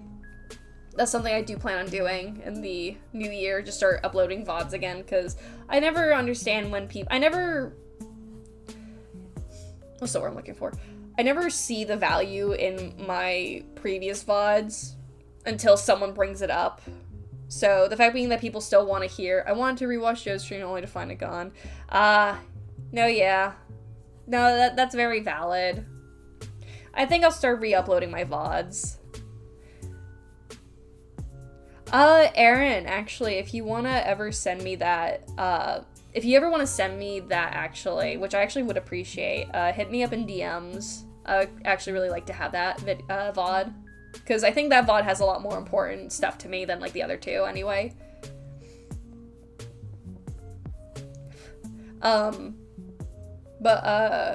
No, yeah, I promise you guys, I think, I will probably start saving my VODs to my VOD channel. I'll make that more of an important thing from now on, because I understand to some people it's just kind of nice to have those. It's kind of like a memory thing as well. I need to start, like, incorporating that, like, genuinely, like, saving my VODs. I will start doing that. I'll actually do that with these next few, with these previous streams, actually, tonight. I'll save these VODs and then upload them on my VODs channel. What was I saying? I was trying. Oh, definitely worth saving VODs. I had to save my keys to rewatch it so many times. No, yeah, that's valid. No, that's valid, Aaron. No, yeah, definitely hit me up in DMs, Aaron, with that about the day 3 VOD, because I think you'll just have to email that to me, because I know it's a very fat stream. What was I talking about? Oh yeah, no, my TikTok stuff. There was a point where I would get discouraged by like a lot of the hate comments, because a lot of my streams would not reach people I wanted them to reach, actually. Like they would reach like normies. They would reach normies though, like, cause like my content's not for people that like my content's not for people that don't understand like fandom stuff, you know? Like I ship myself with characters, I draw stuff with my OCs and like all that, and if people are not in the know of what I'm doing, or like don't understand the vibe, or like not in the same like boat, if my content is going to another boat, then that defeats the purpose. And then I'll get like hate comments about that. He's like, oh my god, this is so cringe, why the hell would you do that? Like, oh my god, oh my god, like, oh my god, guys, it's me, Charlie from Smiley Friends. Like, I'll get like hate comments about it, you know, like, what the fuck is this, or like, oh, like cringe or whatever.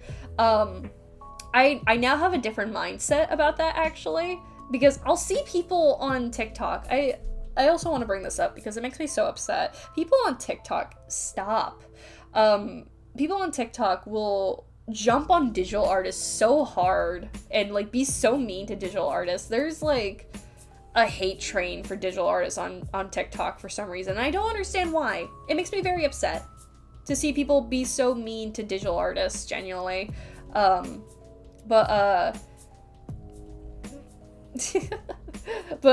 I didn't get into what my thought process is. I now look at anyone who consumes my content, and if they like post a hate comment for me, it's rage bait. I'm rage baiting people. If people have a problem with my content, like with like my shorts specifically, I'm rage baiting you. I'm having the time of my life making the Sen! Oh my god, he's in the keyboard. Hold on. Actually, wait, NC, you're in chat. Can you shout out Sen for me? But hi, Sen! Oh my god, hi, Sen! Thank you for the raid! Thank you for the raid, Sen! Thank you so much! Thank you, NC. Thank you for the raid! Welcome! Oh, Super Sci-Fi! I like your name. Well, you're now a Psyduck. I hope you don't mind the migraine. Thank you for the raid. Sen, what were you doing? What were you doing, Sen? What were you doing on your side of Twitch? Catgirl Liker, thank you for the follow. You're now a Psyduck. Welcome. Hi, pleasure making your acquaintance. Hello! I apologize if you're glitching from any point. Oh, I still need Pokemon ZA. I don't have it yet, and I still really want to play it. I feel like the Squidward meme when all my friends play Pokemon Legends ZA, and I don't even have the game.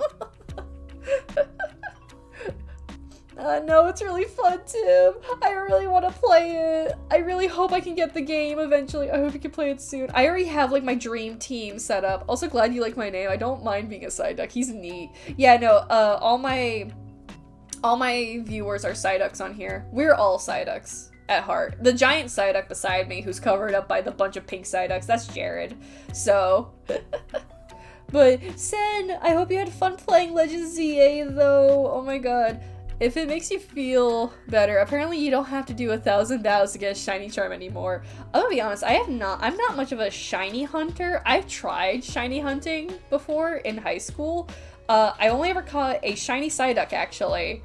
And that was it. I tried hunting for a shiny Ponyard before, and then I just gave up after like 500. I can't do shiny hunting strats. I'm really bad at shiny hunting. So if I find shinies in ZA, I'll just be like, what is this? What is happening? I think you'll have good luck in ZA. Thank you, Said. Oh, I'm about to have a stream. You have a great night, Night. Thank you for stopping by in the raid. I assume you were in the raid. But I I do want to play ZA so bad because they finally added Mewtwo. Mewtwo's finally in the game, and I can finally have my boy. I just want my boy. I just want Mewtwo. That's all I want. Mewtwo's my favorite Pokemon. Which might come as a surprise to some people. I really want to get Mewtwo. I really want to get him. Is he a part of the DLC? Sen, Glitchy. Is Mewtwo a part of the DLC? Do I have to buy Mewtwo? Please tell me I don't have to buy him. Please tell me I can just grab Mewtwo for free. Please tell me I don't have to buy him. He's a mystery gift research. No, he isn't part of DLC. Oh, he's not part of the DLC? I lied to Sen, how could you?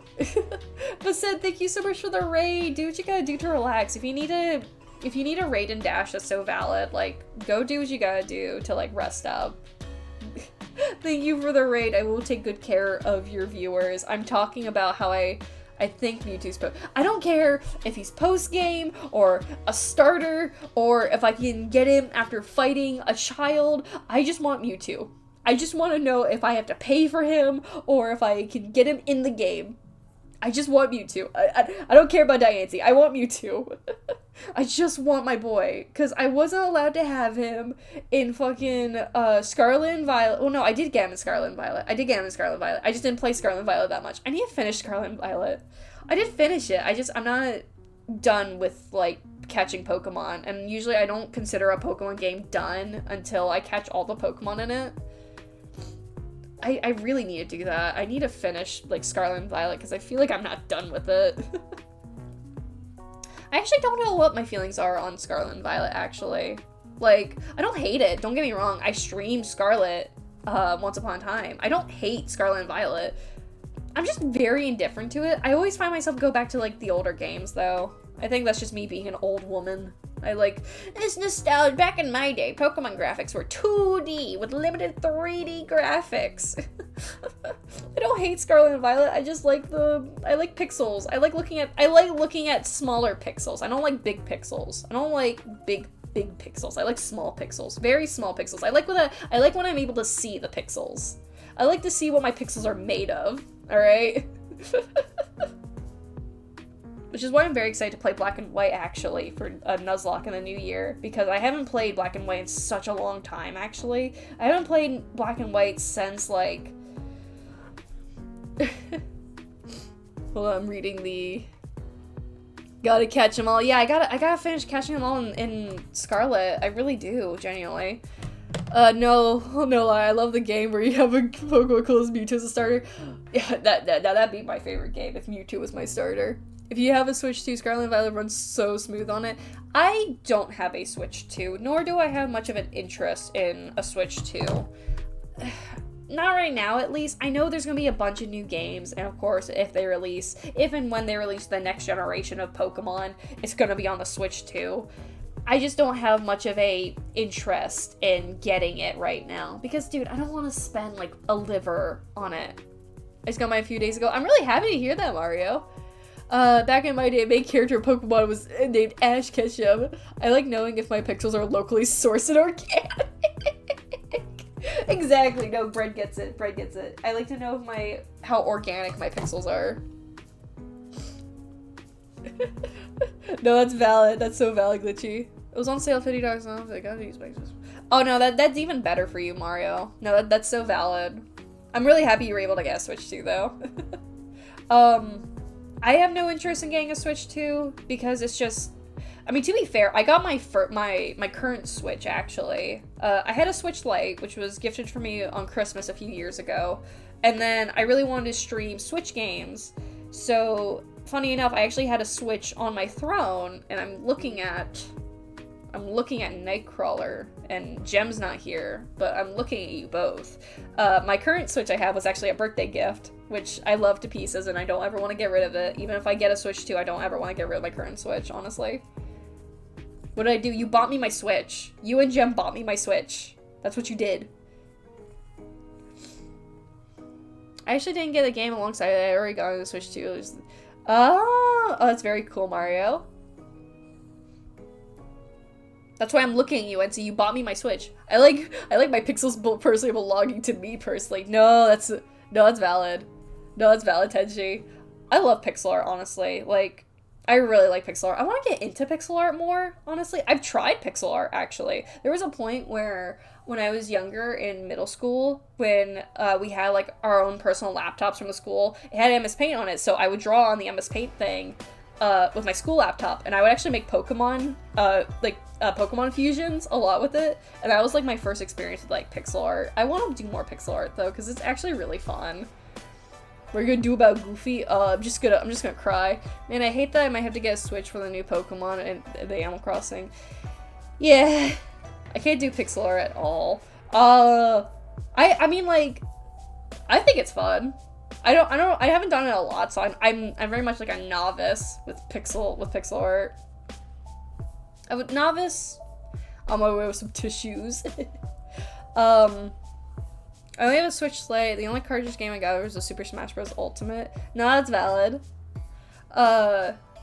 I wanted a Switch because of Animal Crossing, actually. I really wanted Animal Crossing because here's the thing. Animal Crossing, New Horizons was the first Animal Crossing game I've ever played. I'm actually not much of a Nintendo person, actually. I've never played a Mario game. I've never played, like a Zelda game, actually. I've never played a lot of games that are actually more known by Nintendo. The only games I've ever played throughout my childhood was Pokemon. And then, of course, the kind of minor, smaller, like, off-brand games that Nintendo kind of, like, barfed out, you know. We were just like, yeah, we can sell your game, basically. There's one game I actually really want to play on stream just for fun, because it was a childhood game of mine called Pop Cutie?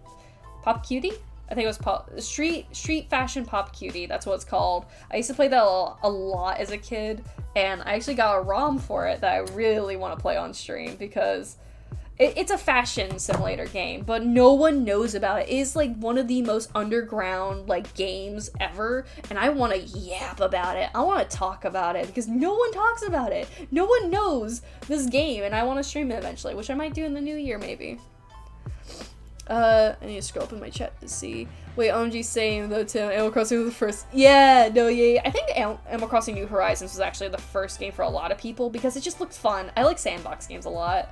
I really like sandbox games. I played a few Nintendo games, Mario, Zelda, but my absolute favorite was franchise of Sonic the Hedgehog. No, yeah. I also have never played a Sonic the Hedgehog game. Well, that's kind of like a semi-lie. I played a bit of, like, Sonic 3 on the DS, and then I stopped playing it, and then I owned a cartridge of Sonic 3 on the DS. I played barely half of the first level. I was like, welp, that's it. I played Sonic. And the other Sonic game I played was Sonic Unleashed, but I didn't get past the tutorial because it was the Wii version. And Sonic Unleashed is actually my favorite Sonic game so far. But I did play Sonic Adventure 2 on stream, actually, so I have played Sonic games before. I have played one Sonic game, officially, now, so. I'm just saying games with Pokemon games, an entire story. Ooh, that'd be fun, Aaron. Fun fact, if you have a Switch 1, I'm planning on eventually getting a Switch 2, you could play Switch 2 editions on the Switch 1. They contain Switch 1 version game, upgrade pack. Oh, really? Wait, is that true? You can play Switch 2 editions on Switch 1. Oh, wait, no, that's cool. I think my only issue is that, like, I wouldn't be able to play any of the new games.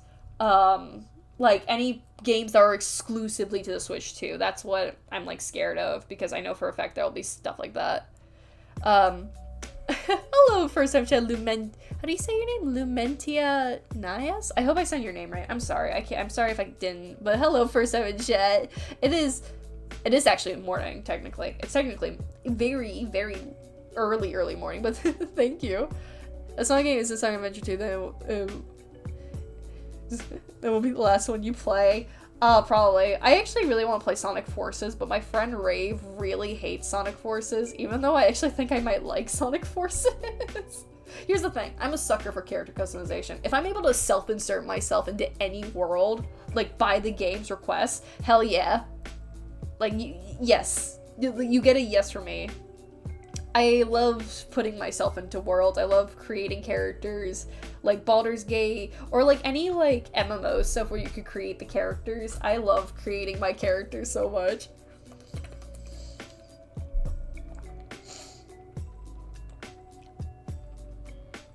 Yeah, no, that's true, Mario. Oh, if you're gonna play Sonic Unleashed, you gotta play at least either PlayStation or the most recommended is Xbox version. Yeah, I've heard that's like the only few ways to play Sonic Unleashed. I gotta figure out how to set it up is the thing. Maybe eventually I'll stream it because I do want to play Sonic Unleashed. I actually want to play it properly. I bet there's a way to play it. I just don't know how. Well, I have friends that know, apparently. Eventually, Sleepy, eventually. I will play Sonic Unleashed. Not right now, though.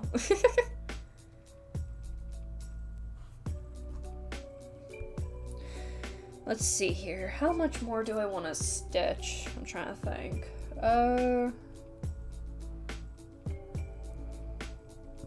Because I want to do more progress with this bunny.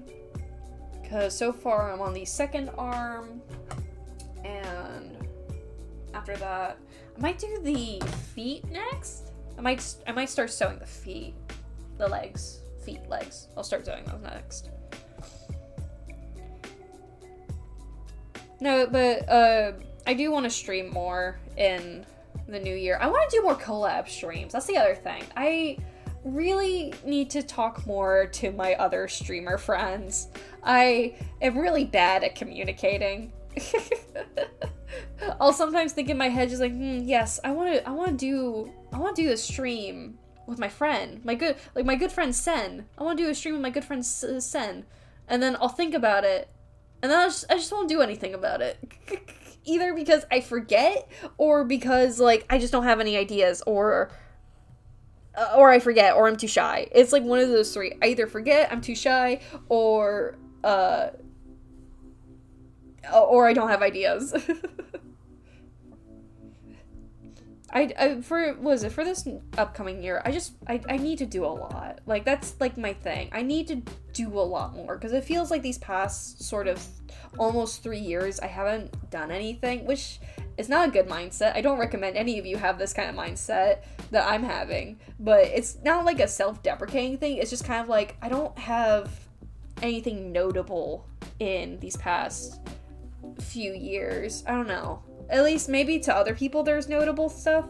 For me, it doesn't feel that notable, and I want to do something more notable. Sorry, I wouldn't call it the best. Hold on. I wouldn't call it the best Sonic game. It's also a bit, not the worst. There's a lukewarm. I guess a good chunk is pretty simple. Automatic story. Yeah, I've heard that Sonic Forces is not great. I'm very, very aware about that. Like I said, I have a friend who just does nothing but talk shit about Sonic Forces. He does not like Sonic Forces at all, and he makes it very clear. But here's the thing, I played Garten of Banban. Like, Garten of Banban's a comfort game to me. The franchise Garten of Banban, the series of games, that's a comfort game series for me. So if that's a comfort game series to me, my taste in video games is not very high up. I'm just gonna say that. You're not gonna, if I was at the Game Awards, it would be very much not good. Because I just give every award to Garten of Banban, or like an old ass game. There's like, that's not even a new game. It's like, well, I'm giving an award anyway. I give like Moshi Monsters an award. I'm not a gamer, guys. I don't know how many times I need to say this. I need to warn people this. I am not a gamer, alright? I don't have high quality taste in games. I like what I like. I like what I like. I have fun with what I have fun with. Okay, I'm not a gamer. I have fun, alright? And this is coming from someone who was obsessed with the title of being a gamer as a kid. I wanted to be a gamer girl so bad as a kid. Oh my god, it was embarrassing. Oh my god. I have seen the chat. Actually, it has nice art. Oh, worst happened. The transfer to save files lost. Oh, that sucks, Mario. Oh, the customization is pretty fun. Oh yeah, I wanna play the I want to mess with, I love character customization. If there's character customization on something, I'm gonna eat that up. I'm gonna eat that up like it's breakfast, lunch, and dinner. I love character customization. I love when I get to be in the way of everything. That's why I was so happy when Pokemon started doing that with their later games. When they first introduced character customization in X and Y, you bet your sweet Beppy that I started customizing my character so much. Oh my god. I have so many different pictures of my character in so many different outfits because I had so much fun customizing her. Oh my god, I didn't know how badly I needed character customization in a Pokemon game. That's fair. If you're able to find enjoyment, then I won't judge you. Game Awards for Best Racing Game goes to... No, wait, Garden Abandonment actually has a racing game. What are you talking about? Speaking of Garden Abandonment, they're actually having a sale right now for a game that I don't have that I need to get. I need to get another... Like, I love Garden Abandonment, okay? I don't like their Switch versions, though, I will admit. I think Garden Abandonment on the Switch is actually their worst port yet. I've not played mobile. I've not played the mobile version. I should try it, because I've heard people actually like playing the mobile version of Garden Abandonment. I've only played the desktop version, and that's what I'm used to. Switch version don't feel good, and I paid for it, and it's really hard for me to continue the games, but it's so fine. It's fine. I get to hear Banban's voice. I'm fine. Honestly, the characterization was the most fun part of Sonic Forces. I actually played my own game. Oh, that's sick. Cameo the Hedgehog, that's awesome. I'm gonna make the cutest Sonic character ever, and it's gonna be me. I'm gonna be the cutest Sonic character. Sonic Forces is the meet potential man of Sonic franchise. Also, speaking of someone who got Platinum Trophy in Balan World, well, actually enjoy it. Like when you like tasting your own thing. Dude, when I first heard about Balan Wonderworld, like, originally the idea was really cool. I think it's like the only thing that pisses me off, that makes me kind of not want to play the game, is the main character, when he takes off his hat. It makes me really angry and really sad, because what do you mean? Why did you whitewash him? Why did you whitewash Balan, dude? Because, like, hold on. I feel like people won't know what I'm talking about. Hold on. I need my keyboard. I need my keyboard to show what I'm talking about, because this upsets me greatly. Hold on. World face reveal. This isn't even spoilers. I don't care. Everyone knows about it, because everyone talked about it. Where is it? Hold on. Chat. Like, let me... Okay, it's a WebMD file. That's annoying. Hold on. I'm going to do a thing. Hold on. Chat. Okay. Hold on. So, in Balan Wonderworld, we have, like, a main character, right? I think this is it. Yeah. So, this is, like, the main mascot of Balan Wonderworld, right? Let me, like, stretch this out a bit. Hold on. Like, this is our main guy, right? For those who don't know the game. This is, like, the main, like, mascot of Balan Wonderworld, right? Pretty cool design. I think he has a really nice design. His hat is also his mask, and, like, his hair, the color scheme. Stop! Ow! My headset just needed to throw a fit. I'm sorry. Stop it. This is Balan, right? Like, this is Balan. Like, very cool character. Such a nice character design. Such a wacky character design, right? This ain't even what he really looks like, dude.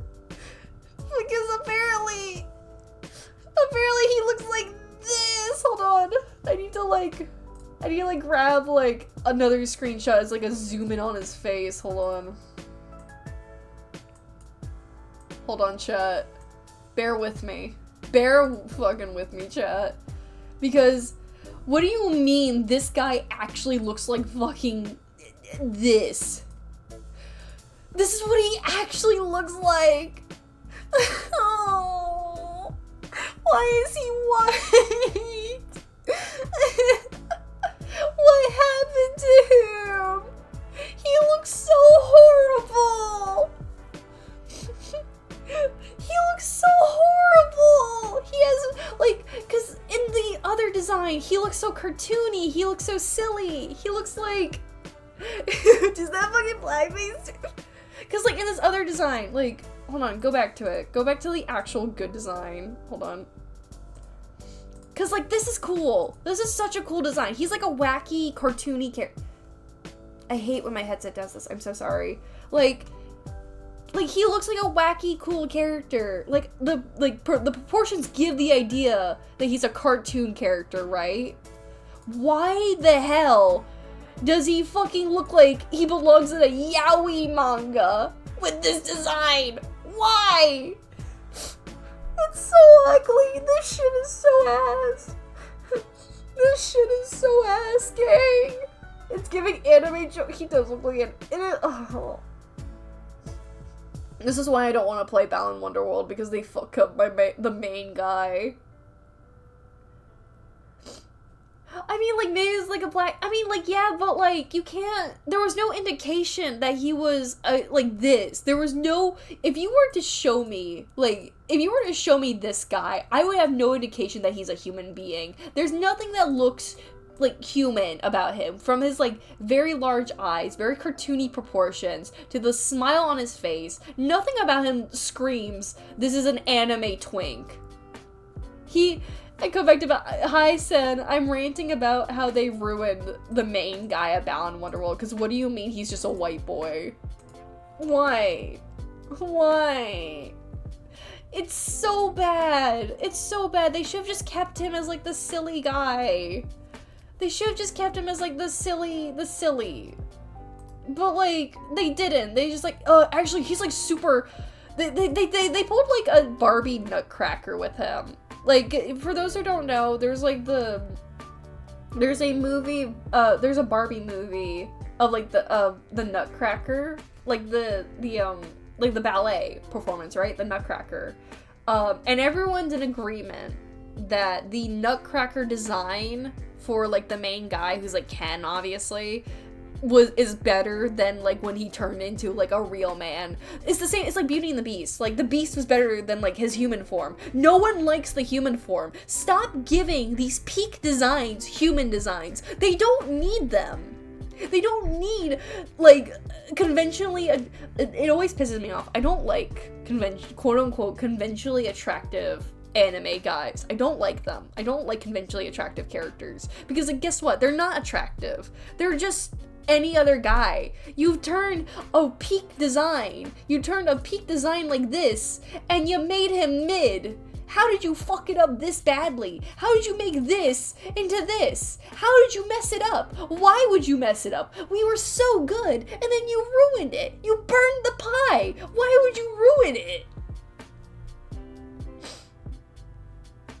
Yeah, no, the Beast from Beauty and the Beast has a human form that no one talks about. And I think it's really funny, because no one ever talks about, like, his human form from Beauty and the Beast. Like, everyone knows the story. He's like, oh, there's a horrible beast in the castle, and only if he experiences, like, true love, he becomes human again. But, like, everyone only knows him as the Beast.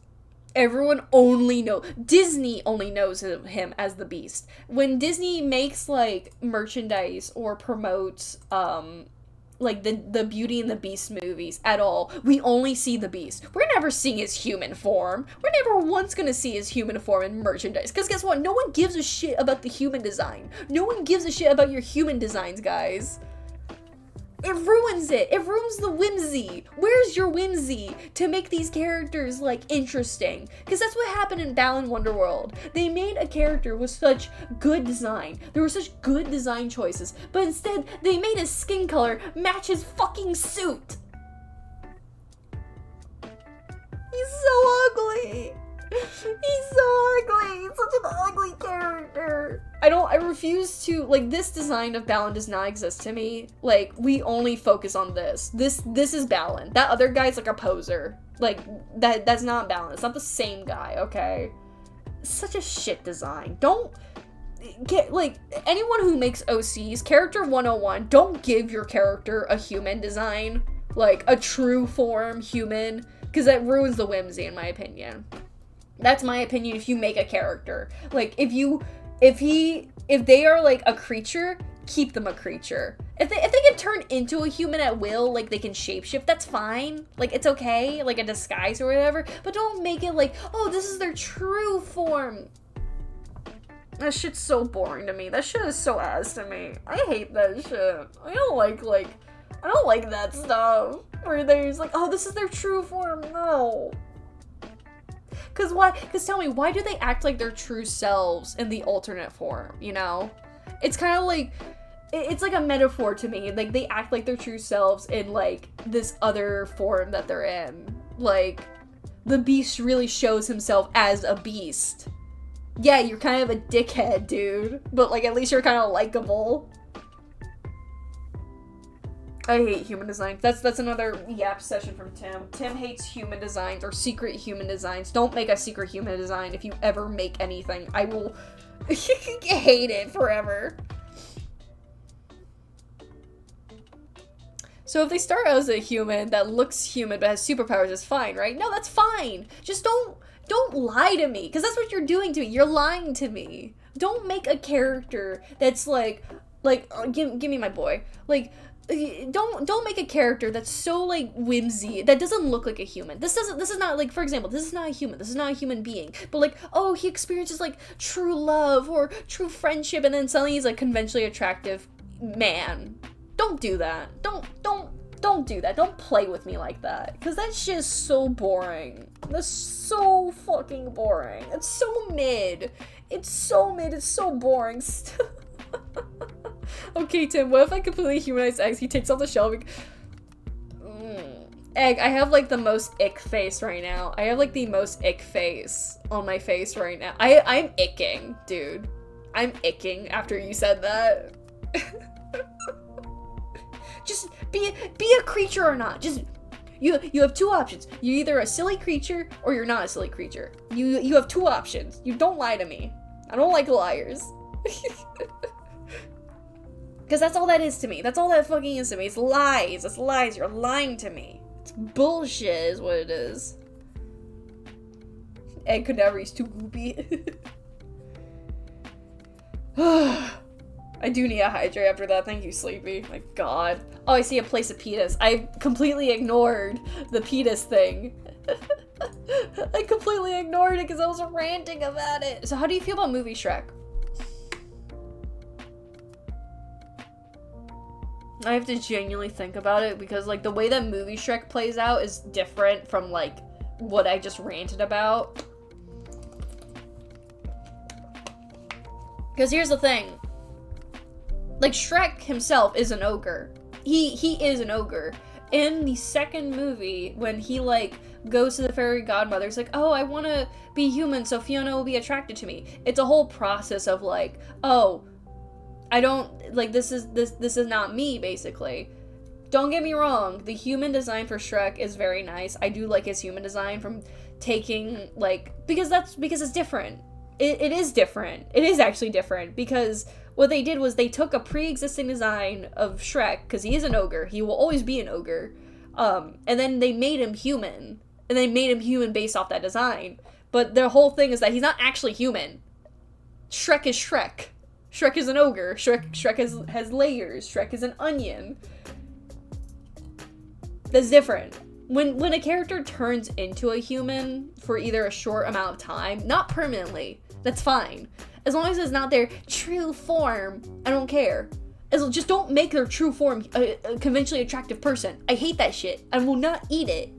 Like, that is a pie I refuse to touch. No, exactly. No, yeah, Aaron gets it. Oh yeah, I need a spin for Petus. Hold on. I did add a Petus. I did already add a Petus. Okay, I'm gonna see if we get a snowman Petus. No. No snowman. No snowman. There we go. I'll just leave that one there. He seems fine.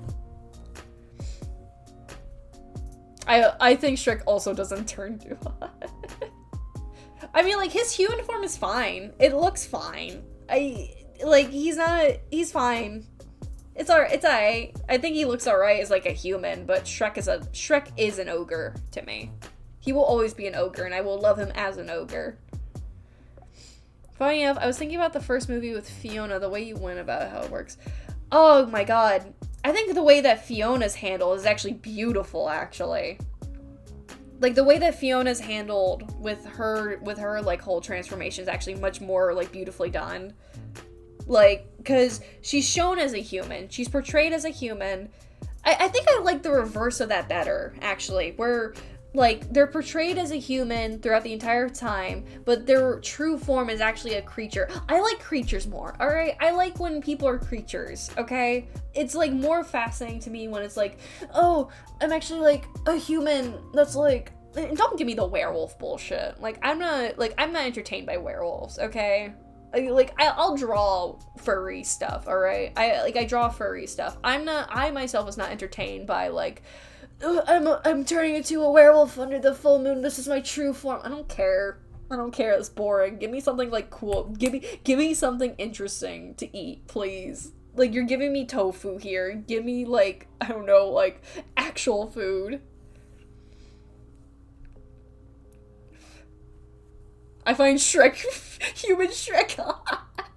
You know, you're so right. You're so right, Robin. I don't like the idea. I just don't like the idea of, okay, what about, okay, I'm hearing you out, Mario. I'm hearing you out. I am listening. I am the listener. Honestly, I find both versions of Fiona attractive, not gonna lie. No, that's valid. No, that's valid, because Fiona's thing is, like, very different, because she was a human. Kuzco. I have to remember, like, Emperor's New Groove, because, like,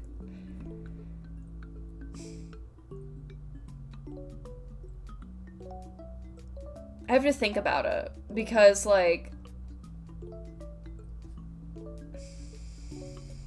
it's also kind of different, because, like, Kuzco's not, like, a creature, if that makes sense. He's an animal. He gets turned into an animal as a punishment. And it's kind of, like, similar to, like, Fiona's thing. Actually, I think Kuzco and Fiona are kind of the same thing, where they were both humans. They got cursed into a different creature, but they both chose different paths of how it, like, affected them, kind of. Whereas Kuzco learned from his mistake. Like, him being turned into a llama was a punishment. That's the thing. It's not like him turning into a llama was anything about being him, like, his true self. I mean, it was, like, to learn a punishment, kind of. To, like, understand those around him and, like, kind of lower his, like, his royal ass, essentially. Whereas, like, with Fiona being, like, cursed into, like, an ogre, it was more like, oh, this is such an, like, inconvenience to me. This is the worst thing ever, and she had to learn to, like, love herself all over again. And through Shrek, she learned to love herself, and that became her true self eventually. Well, yeah, it was meant to poison him, but, like, again, I don't remember Emperor's New Groove very well, but, like, it was meant to poison him, but it turned into, like, a lesson for him, essentially. Like, it turned into, like, oh, I need to be a better person, basically, after, like, being turned into a llama. Yeah, he was essentially humbled, like his experience of the human to llama back to human was kind of like a different experience, whereas the beast, I'm gonna use the beast because I think actually, to weigh it better, the beast and Kuzco actually have more similar concepts with each other. Here's the thing. We meet Kuzco as a human. We see Kuzco as a human. We know him as a human. We are essentially, throughout the movie, he breaks the fourth wall and shows himself as a human. We know Kuzco as a human. We see him turn into a llama as a punishment, essentially. To us, it is essentially for him as a punishment. He was meant to be poisoned, he was meant to be killed. I understand that, but to him, it becomes a punishment, basically, for being a horrible ruler.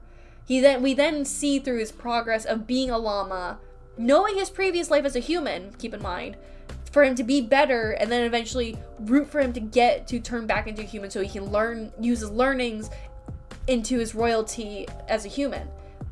For the beast, similar concept, right? Similar concept as like Kuzco, right?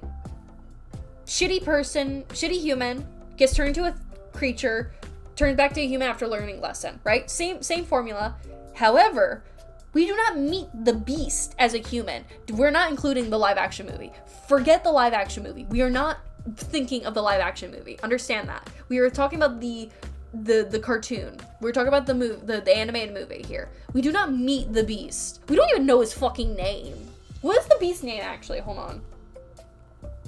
What's his name? I actually don't even, we only know him as the Beast. That even says more about it. Like, we don't even know his name as a human. Like, he's already dehumanized in the beginning. Therefore, we're only going to know him as the, what's his name? What's the Beast's name from Beauty and the Beast? His name is fucking Adam. Unless it's probably called him Prince Adam. Yeah, no, he doesn't even have, like, okay, that's like an unofficial name. In the movie, in official status, he's called the Beast, Master, or Prince. He's already dehumanized. Like, we're not supposed to like him as a human. We are already not supposed to like him as a human. And it makes it very clear in the beginning. He's like, oh, he's such a shitty person. Like, the difference between Cusco and the Beast when they're humans, Cusco's actually kind of likable. He's funny. He's like Deadpool. Like, he's humorous. He's funny. We don't meet the Beast as a human. All we know is that he's a shitty person. And he's a horrible person. And in the movie, we don't even see him. We don't see the Beast as a human. We only see, like, stained glass storytelling of the Beast, of turning into the Beast. He is categorized as the Beast. We only know him as the Beast. Disney only wants you to know him as the Beast. Even at the end of his own story, he turns back into a human. We don't care about that. No one talks about the prince. No one talks about the prince. We know the Beast. And that is why it makes me angry. Because no one cares about the first portion of his story. Because you're not supposed to give a shit about that. No one cares. Like, in Beauty and the Beast, you're actually rooting for Belle. Like, because we actually grow to like the Beast as the Beast. No one cares. Belle likes the Beast as the Beast. I think Belle prefers the Beast than the human form, honestly. That's, like, I think, like, it doesn't help that she's always shown with the Beast in his Beast form. Which is why it's a completely different thing from the Beast and Cusco. Because we only know the Beast as the Beast. So when he turns human, it's kind of like a giant letdown. Because we're like shown to get to know the Beast in his form, in this current form, where he's like, oh, he's learning, oh, he's actually kind of like a nice guy. We don't know anything about him as the prince or a human. We just know he was a shitty person. We were not introduced to that. With Cusco, we're introduced to him from beginning to end of his whole story. Which is why it pisses me off with the Beast, because I don't want to be a human. We like him as the Beast. Her facial reaction always returns back to human. It will never not be funny. Yo, because, like, Bella's just like, oh, you're human? Because, like, this goes to, like, the live-action movie and, like, the fucking cartoon movie. Because, like, in the live-action movie, they tried to humanize the Beast. Like, they tried to humanize him, and it didn't, that's the problem. That's the problem with, like, the live-action movie, actually. Where they try to humanize a character that we never gave a shit about. We are never giving a shit about, like, human Beast. Because he doesn't even have a fucking name. He doesn't have a name. Like, unofficially, unofficially, mind you, he's called Adam. Which is such a stupid name. I'm laughing at him being called Adam. I'm not laughing at anyone in chat called Adam. There's no hate towards Adams here. There's hate towards the Beast named Adam, okay? Because what the fuck do you mean his unofficial name is Adam? I mean, she give you a look, it's like, okay, huh, sort of thing. No, exactly. Belle didn't even want him to be human. She genuinely, like, when she saw him turn human, she was like, what? Okay, I guess we're doing this now. I guess I still love you. Even though she fell in love with the Beast. Stockholm Syndrome, keep in mind. But we're gonna just ignore that. She fell in love with the Beast. She fell in love with the creature. We, as the audience, fell in love with the Beast. So when he turns human, again, ignoring, she hates the name Adam. I'm sorry. When I think about, like, the name Adam, I think about Hazbin Hotel, and then I just have to laugh. I'm sorry. I mean, the story of the Beauty and the Beast is literally older than the Disney version, so there's probably a version that gave him a name. Probably, like, I would have to look, genuinely, but, like, we are shown the Beast in his middle form, in his middle stage, in his middle evolution, right, of his whole story. We don't see him as a human. The story of Beauty and the Beast is told from Belle's perspective. We know about Belle. Beauty and the Beast is only Belle's story. With Kuzco's story in Emperor's New Groove, we are focusing on the victim in it, where it's Kuzco from beginning to end, turning into the llama and learning his lesson. We don't care about the Beast. I'm sorry, but we don't care about the Beast story. We don't. No one tells us to care about him. But then in the live action movie, we're told to care about him. It's like, oh, his mother actually passed away from the plague. And, like, he actually has, like, a human soul inside him. We don't care. We were not taught to care, okay? No one told us to care about the Beast and his story, okay? I'm sorry, Beast, but you are only likable as the Beast, okay? No one gives a shit of your human form. Not even Belle herself. I'm sorry. Oh my god, Belle was kind of giving so much. No, don't even say that. Balin in his peak form is better, is good, is best, alright? Don't diss on him like that. He did kind of have, like, the Tumblr sexy man kind of look, don't get me wrong. He looks like a Tumblr sexy man. Oh my god. This is what I love about these streams. Whenever I do, like, these, kind of, like, I call them chill, but they're never actually chill, because I just go on an entire yap session about something. I never had these conversations when I'm with, like, a person or something. It's always, like, in like, streaming, where I'm, like, preaching like this, or having these kind of conversations. Again, I really appreciate the passion. Thank you. I'm a very passionate person. I'm a very, very passionate person. You should have seen me in my preachy hours. I don't try to, because I always worry that it might be, like, too much, but, like, hey, this is what you sign up for when you follow me, so... I'm a very preachy person. I'm just very open. I just like yapping. I have opinions, too.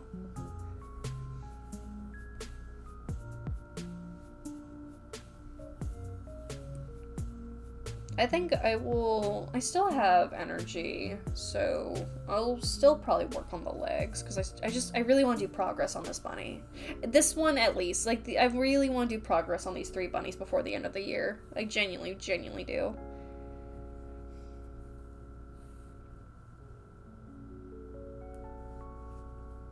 I was talking earlier about, like, stream updates, but then I completely got sidetracked about Balan Wonderworld. I'm so sorry about that. I wanted to throw in that, like, so yeah, I am gonna try to stream more often in the new year. I really do. I really want to do that, genuinely, because I miss streaming. I get really sad when I don't stream for a long period of time and people miss me. And I also feel bad when people subscribe to me and then it's like a complete waste of money, because I hate doing that, genuinely. I really do. I really want to stream more, genuinely. And I have ideas. The thing is, it's like, it's not like I don't have ideas to stream. My problem is, it's just I don't have energy sometimes to stream.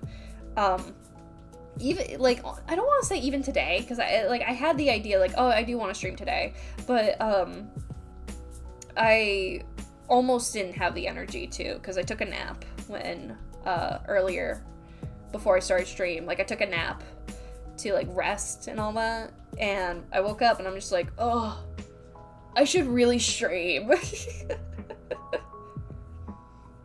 I never really understand how other streamers get their energies to stream. I just kind of stream off a whim, honestly.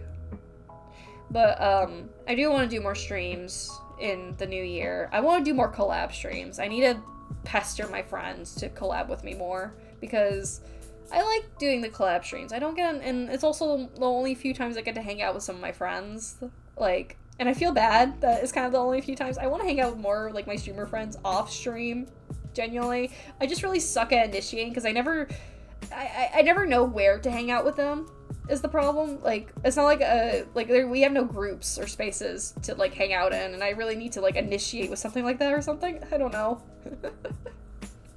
But, No, yeah, I want to do more collab streams in the future. Welcome back, Keen. I want to do more collaboration streams in the future for this new year. I do want to bring back my talk show. Work got busy. Oh, you're valid. No, you're valid. Getting the dosh, the dough, the bacon. Do what you gotta do, bro. I also want to bring back my interview streams, actually, because for those who don't know, I hosted a interview kind of podcasty thing on my channel where I interviewed a bunch of people about their childhood and nostalgia and nostalgic things. I wish I wasn't valid. And it was called Nostalgic Chatters. It was a really fun... I do have that series still on my YouTube channel for those who are actually interested in the previous episodes. I do want to bring that back. I do want to bring that talk show kind of back because, like, I had fun doing it. I really had fun, like, talking to people and getting to know people. I like doing interview-based stuff. I would never call myself, like, a journalist, but I had expressed journalism. No one watched mine. What do you mean no one watched yours? You literally have views on yours. Shut up. I enjoy I enjoyed every interview I do. Shut up. But, like, I kind of want to do that again. I want to bring that back. Like, genuinely, I want to bring back, more interview kind of based streams. But, I also want to do, like, a separate interview kind of based stream, series where I interview specifically kind of, like, artists.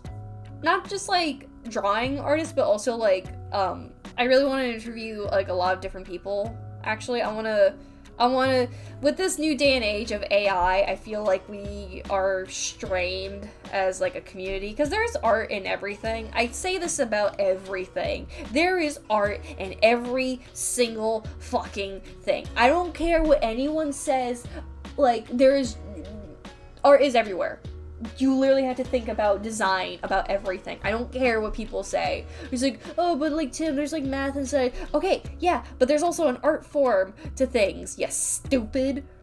Someone had to think about, like, the art of how to spindle a fucking thread onto here, alright? Someone had to think about the design of these scissors. Someone had to think about the layout and design of this fucking cutting mat I'm using. Someone had to think about the fucking design of these cards that that they draw out and all that, and how it sets out. There is art everywhere. It is everywhere. You cannot avoid it. Anyway, I feel like with this day and age, with AI kind of rising up, there's a strain in a lot of communities that is really sad to watch, especially as someone who's very passionate about art like I am. I would really like to start, like, a series where I not only interview just, like, artists, but I also want to interview musicians. I also want to interview, like, voice actors, artists of all kind, traditional, digital, 3D, 2D, sculpting, painting. I want to interview, like, a rainbow of people of talent. Like, I want to see what, like, other talents that lie in people genuinely, because, like, you never know what people are capable of. Like, there truly is an art form for everything. Like, for fuck's sakes, like, there's an art form, like, in the old age of like, weaving baskets, or, like, pottery, like, or fucking spoon making. God damn, like, come on.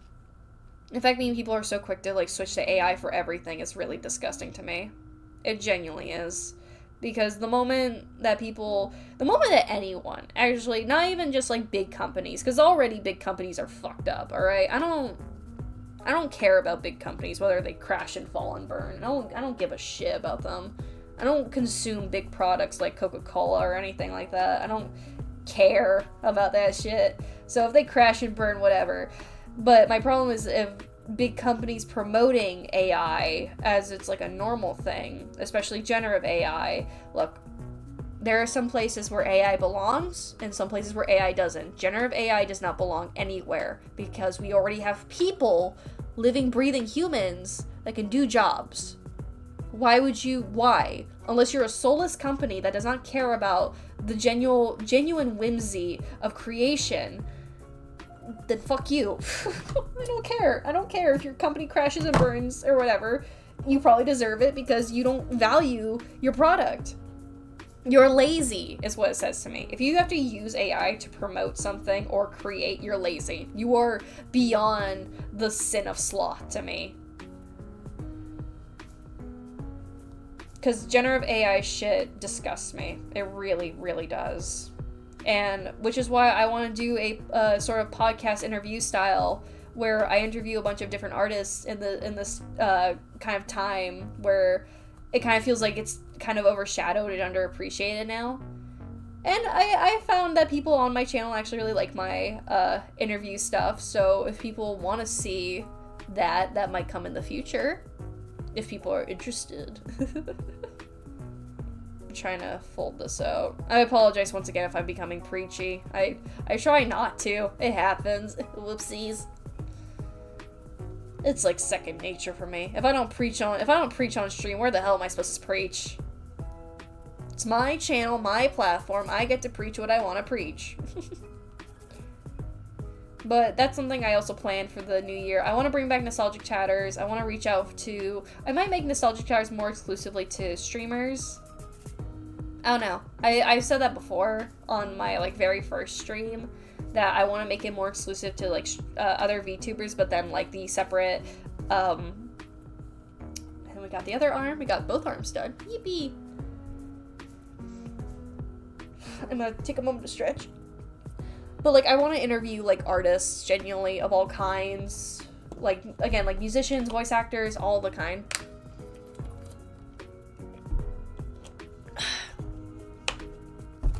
All these bunnies are made with 100% love and preach.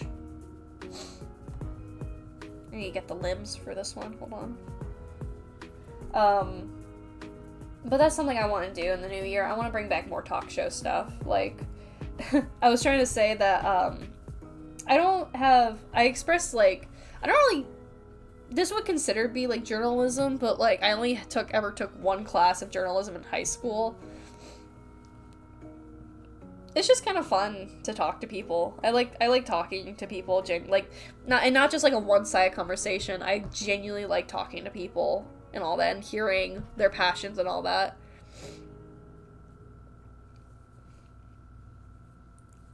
Alright, let me put that aside. There we go.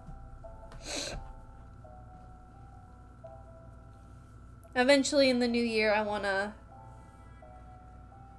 Yeah, interviewing documentation.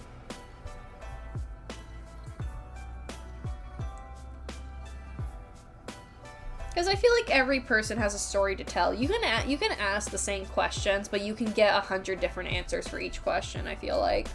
Because everyone has, like, a different response for, like, the same question. So, I really did like doing Nostalgic Chatters. I really did. But then, the only reason I came to a slight pause was just, again, my mental health got in the way, where I physically could not focus. I got really sad, and whenever my emotions kind of run amok, it kind of gets in the way of everything, actually. So it's really shitty for me, honestly, whenever I get in these really bad moods. And it's kind of happened a lot this year where I got into, like, a lot of really bad moods. I fell out with a lot of people, and it made things a lot harder for me to kind of lock the fuck in, because I just felt really miserable. But I'm trying to teach myself. I'm trying not just like teach myself. I'm trying to love myself right now, where I'm at a point in my life where I'm trying to teach myself and love myself for myself, because again, where's my scissors? Oh, they're hiding. I forgot. There we go. I'm trying to teach myself to love myself, which is something I do struggle with genuinely. As does anyone else in this day and age, where self-love is very hard, especially when we value the opinion of others a lot. And there's nothing wrong with that entirely. Maybe it's not healthy, I will say, to rely on acceptance from others, which is something I did rely on a lot when, like, young adult, like, younger to even young adult, to, like, kind of now.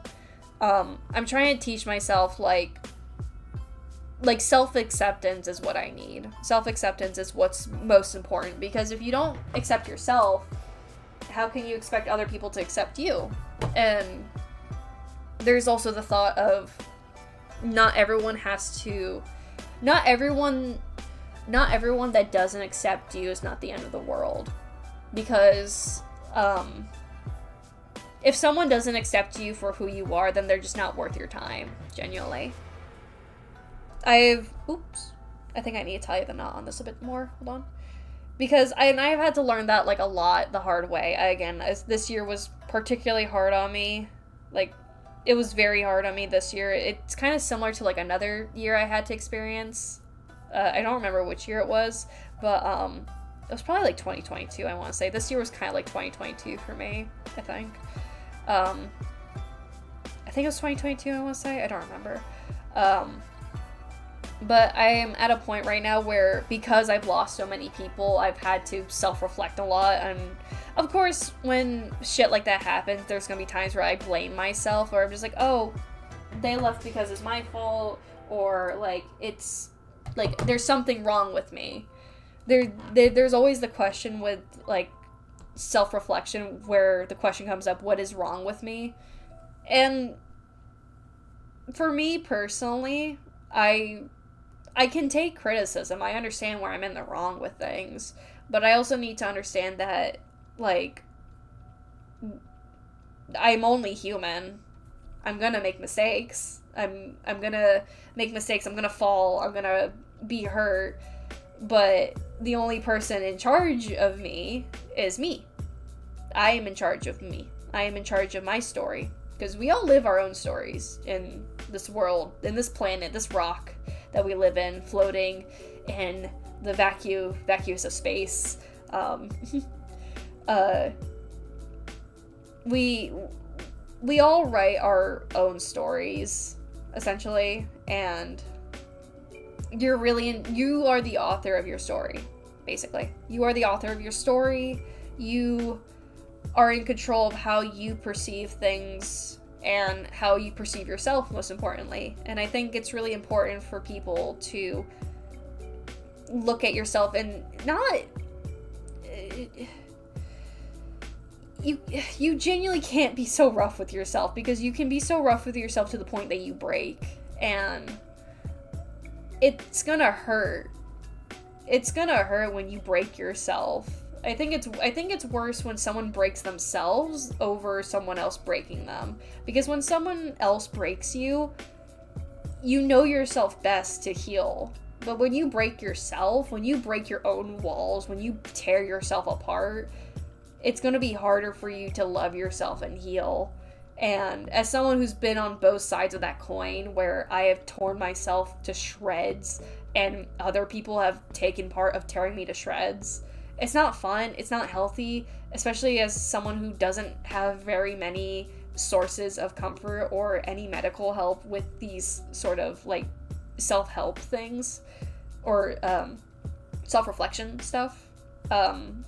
It is very hard for me mentally to deal with this stuff, and as it was anyone else. But I think it's just very important to learn about yourself, because especially people like my age, like, I'm 23 right now, and I've been streaming since I was, like, 18, so my audience kind of, like, what am I, Gen Z?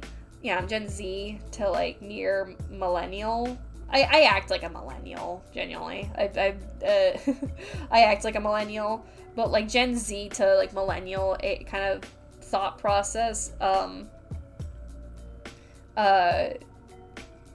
we really are the Tim late night deep dives. It's always like this. It's always like this whenever it's late and I'm sewing or crafting or doing something like that. I get really philosophical. It's always been like this. I just feel like I've gotten smarter with it now. I feel like when we break ourselves, when we ourselves are our worst enemy, it's going to be harder to pick yourself up. Which is why you need to understand that you are a human being. You're going to do things that you're not going to like. You really will. There'll be days where you wake up late. There'll be days where you'll be making a mistake that you wish you hadn't. There'll be days where you, I don't know, pick the wrong shirt. There'll be days where you make mistakes that you are self-aware about, and you're going to be angry at yourself that you make those mistakes. But you have to understand that you can't always be angry at yourself. Especially if, like, you're going through, like, a rough time. I think there's, like, a difference with, like, mentally people can go against themselves. I'm not speaking in terms of the type of person who would purposely self-sabotage themselves. I also don't know the perspective of people who are genuinely bad, of course. I'm only speaking of the perspective of someone who is dealing with mental illness and how I handle and how I view myself, because I like who I am. I do. I love how creative I am. I love my ambition. I love that I have so many ideas, so many passions. I love that I care. I really love that I care. And I think I need to tell myself more about what I love about myself as opposed to what I hate. Because I'll be mad at myself. It's like, oh, you didn't work out this morning. Or, oh, you didn't eat this. You ate junk today. But I need to look at myself and say, well, I had a rough day today. I'm tired. I need, like, to refuel my body, because I can't stand being mean to myself any longer. I really can't. And I feel like other people need to learn that you can't be mean to yourself forever, because here's the thing. There will be other people to fill the shoes of being your worst enemy or being, like, the bad guy of the week for you. You can't be that at the same time. You can't be the main character and the villain at the same time of your story. You can only be one of them. Alright? And whether you choose to be the person you want to be as you as the main character, or if you want to be the worst fucking person ever, that's like a decision up to you to make. You can't be both, though. You can't be both. I drifted away from a few people when college hit. I had to kind of look at myself and my actions to grow more alone. I value more my own company and actions. Yeah, you get it, Aaron. I'm really happy to hear that, though. Like, self-valuing is important. Like, it's really easy for us. Like, I don't like that this is the case. It's really easy for people to self-deprecate, like, oh, I'm so ugly, or I'm so fat, or like I'm so lazy, or like X, Y. You can say a million things, a million mean things about yourself, but you will struggle to find one nice thing about yourself. And I think that's really sad. I think it's really sad if you're not able to find a nice thing to say about yourself, but you can find a million things wrong. And it's the saying, you are your worst critic, and it's understandable. It's okay to be critical about yourself, but to a certain point, like, you can't be mean to yourself. Like, it comes in the perspective, would you be mean to this person the same way you're being mean to yourself? No. Then why are you doing it to yourself? Well, it's different because I'm me. Yeah, but why? Why do you need to sit down with yourself. You need to, like, look at yourself in the mirror. It's like, why do I hate myself so bad? Well, I do this. Well, what can I do? What can I do to improve? What can I do to make this the best version of myself that I want to be?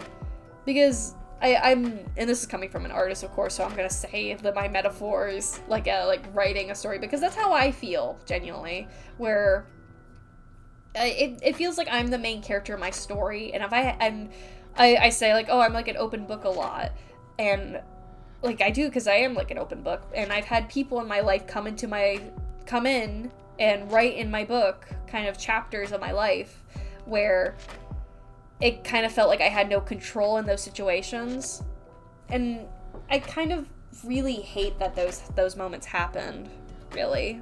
Or there'll be moments where people will rip out pages of me and misconstrue them and make me look in myself in a way like, is this book even good? Am I even good? Like,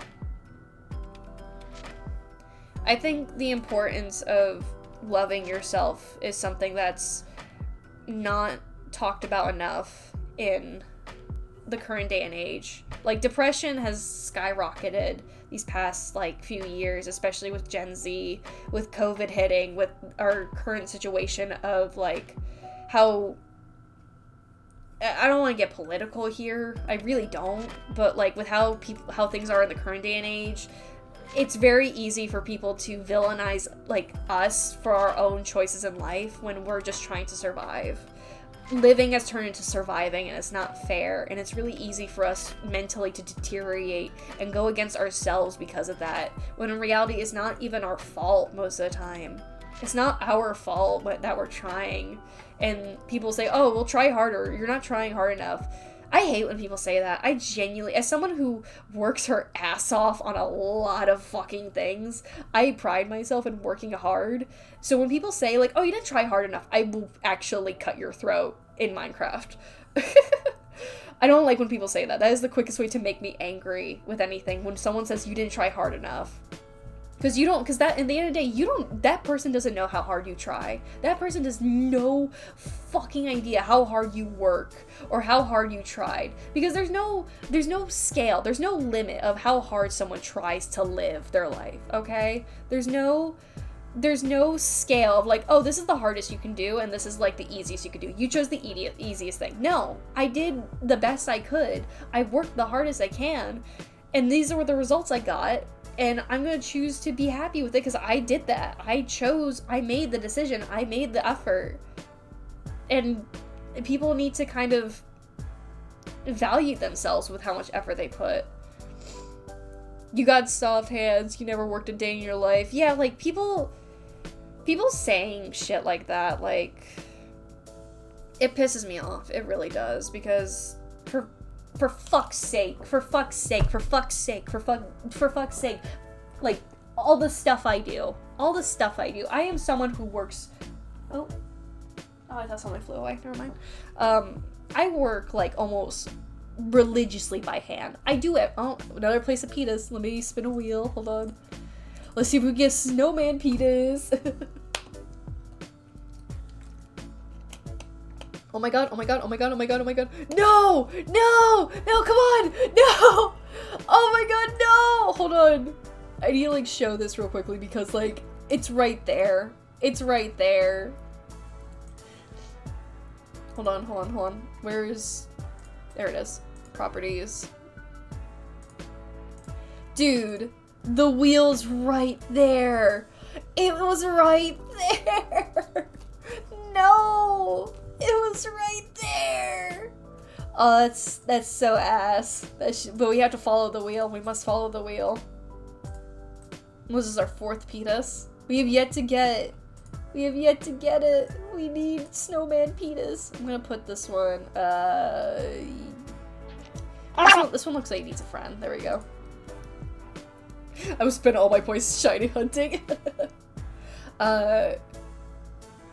Thank you for the redeem, Keen. Yeah, anyway, I'm someone who's legally diagnosed as autistic. I have check each month because it counts as a disability. I've been trying to find work, but it doesn't affect a check. The family needs it in order to stay able to thrive. It's not exactly easy to try to find a job in these conditions. My heart goes out to you, Sif. Super Sif. I'm sorry, Sif. I'm sorry if I'm saying your name wrong. I apologize. My heart goes out to you, genuinely, and I hope eventually you can find a job or a position of work that not only is suitable for your needs, but also a job that can make you happy, because Sci-fi, like sci-fi. Oh, okay. Okay, sci-fi, thank you. If I say your name wrong, I need someone to tell me how to say your name, genuinely. So thank you, sci-fi. I fucking hate my job. I'm so sorry. I'm constantly surrounded by people who do work a lot, like, who are, like, in the working fields, and look, I have nothing but respect for people who, like, if you have a job, I have a respect for you. That's as simple as that. As someone who's also worked, I only have respect for people who do work and all that stuff. I myself, can't handle most jobs. At least the jobs I've had, I have not been able to handle them. because of my own mental health and all that. I have not been able to handle them, and I'm currently trying to find a position that I'm happy with. So, and again, that kind of goes into avoiding not wanting to be political. The world kind of makes living surviving, and it's not fun. Hi, Egg. I'm talking about depression and self-love.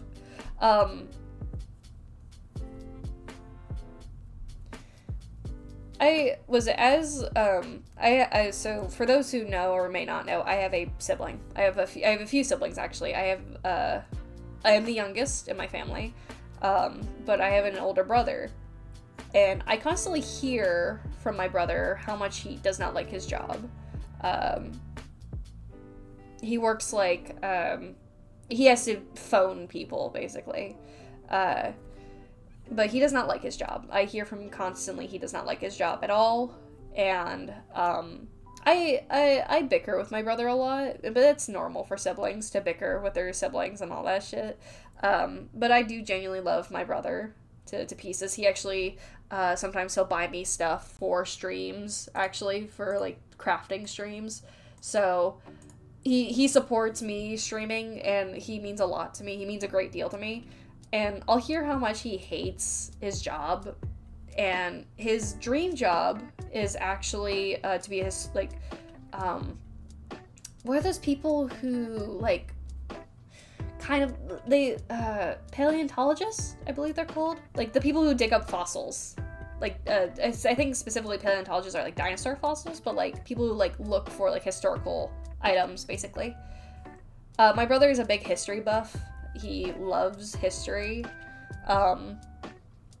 He actually collects, like, these, like, historical, Komodo, Korean, masks on his wall. He's a big history guy. And, actually, he sometimes watches my streams, but he's asleep right now, so I can say this on here. I actually bought him a mask he doesn't have for Christmas. So I'm very excited to give that to him on Christmas. Yeah, that's paleontology, because at one point I wanted to be one. I love dinosaurs. I still love dinosaurs nowadays. My career goals are shifted more entertainment business. I want to be... Oh, that's so cool, sci-fi. That's really cool. No, yeah, my brother has, like, a big interest in, like, history and, like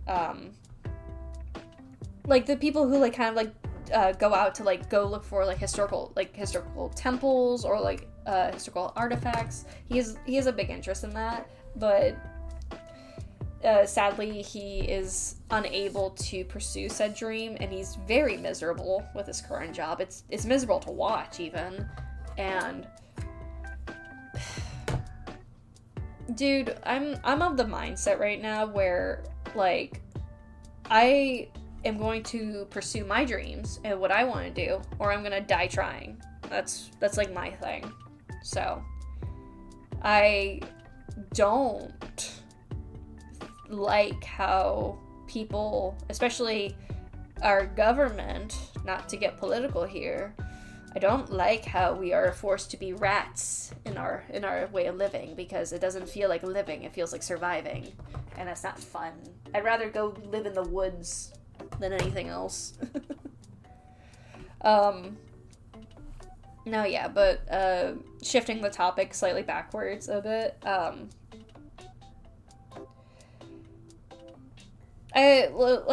dude, life is so fucking short, and I feel like our lifespans are only getting shorter and shorter with how things are, with people shoving fucking plastic in every single item we eat, or literally AI generative, like, factories are polluting our air and taking our water.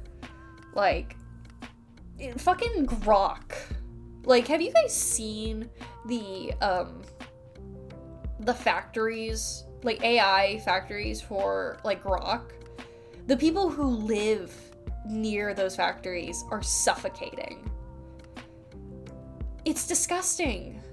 And I hate this world we live in currently. There's no love for life. No one wants to live their life. There's no sense of living anymore. There's a sense of survival, and it's depressing. And with this sense of survival, there comes, like I said, people are gonna hate themselves because they're not, because quote unquote, oh, you're not trying hard enough. like, everyone around, like, I think my message to that,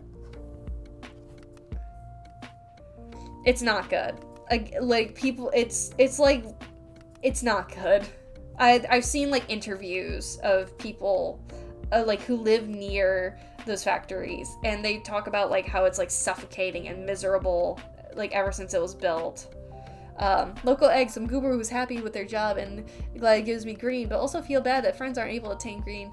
It's just, no, yeah, it's sad to watch. It's really, really sad to watch. I've seen videos who lives near the AF factories and their water is so nasty. Also, hi, Tim, we've been good. Hi, Oddball! Yeah, no, I feel horrible for those who live near factories like those, because, like, it's, like, you know those, like, fucking people who, like, oh, this is, like, the wastelands. This is where the wastes are. Oh, thank you, Ani. I will take a break, Sippy. Hold on. Like, the people who, like, make the, like, people in, like, cartoons who make, like, oh, this is, like, the wastelands, and it's all polluted. That's literally what it's like living near AI factories. That's literally what it is. It's depressing. There's no regard for human life nowadays. It's miserable. It's genuinely miserable. Which is where I lead into my point, where... Ooh, hold on. I really need to stretch my arms. Ooh. Oh, yeah, that was a good pop. Oh, yeah. Oh, yeah, that was good. Which leads me into my point I was about to go into. Like, everyone else around you... I live out in the boom, so it's not affecting my house. I'm glad it doesn't affect you. That is a good thing. Crunchy Tim Bones. Oh, yeah, that was a crunch. I was gonna say, like, dude, like, guys, listen. I understand, like, everyone around you right now, the people that is providing your living right now in this world, is not helping. Why would you make yourself people are already miserable from other, like, from officials making them miserable with their living standards. Why would you make yourself miserable by hating yourself? I think people need to encourage people to love themselves more genuinely. I really think that's something, like, people need to encourage. That people need to love themselves more. I understand. Again, it's so... People can say a million things that they hate about themselves, but they won't say one thing that they love about themselves. And it's really, really disheartening. Like, think about, like, your friends at that point. Like, think about, like, friends, family even. Like, just like, oh man, I hate myself, I hate my life. Like, to the point of almost nihilistic thinking. When I think about people who are nihilistic, it's very depressing to think about for me. I won't get too deep into it, but it's very depressing when people can get to the point of nihilism. And the thing is, people nowadays kind of do reach that a lot, because things around them doesn't give them a chance to live. And I feel like it's important that we ourselves, for our storybooks, for our lives, need to find things. Like, we need to find ourselves. We need to learn about ourselves. We don't need to learn about, like, how do I word this? When you place other people above yourself, above your own kind of mental health, that's not good. I feel like you need to learn about yourself. You don't need to learn about your Tinder date. You don't need to learn about every single moment your best friend's going through. You don't need to learn everything about your dog. You need to start learning about yourself, like, genuinely.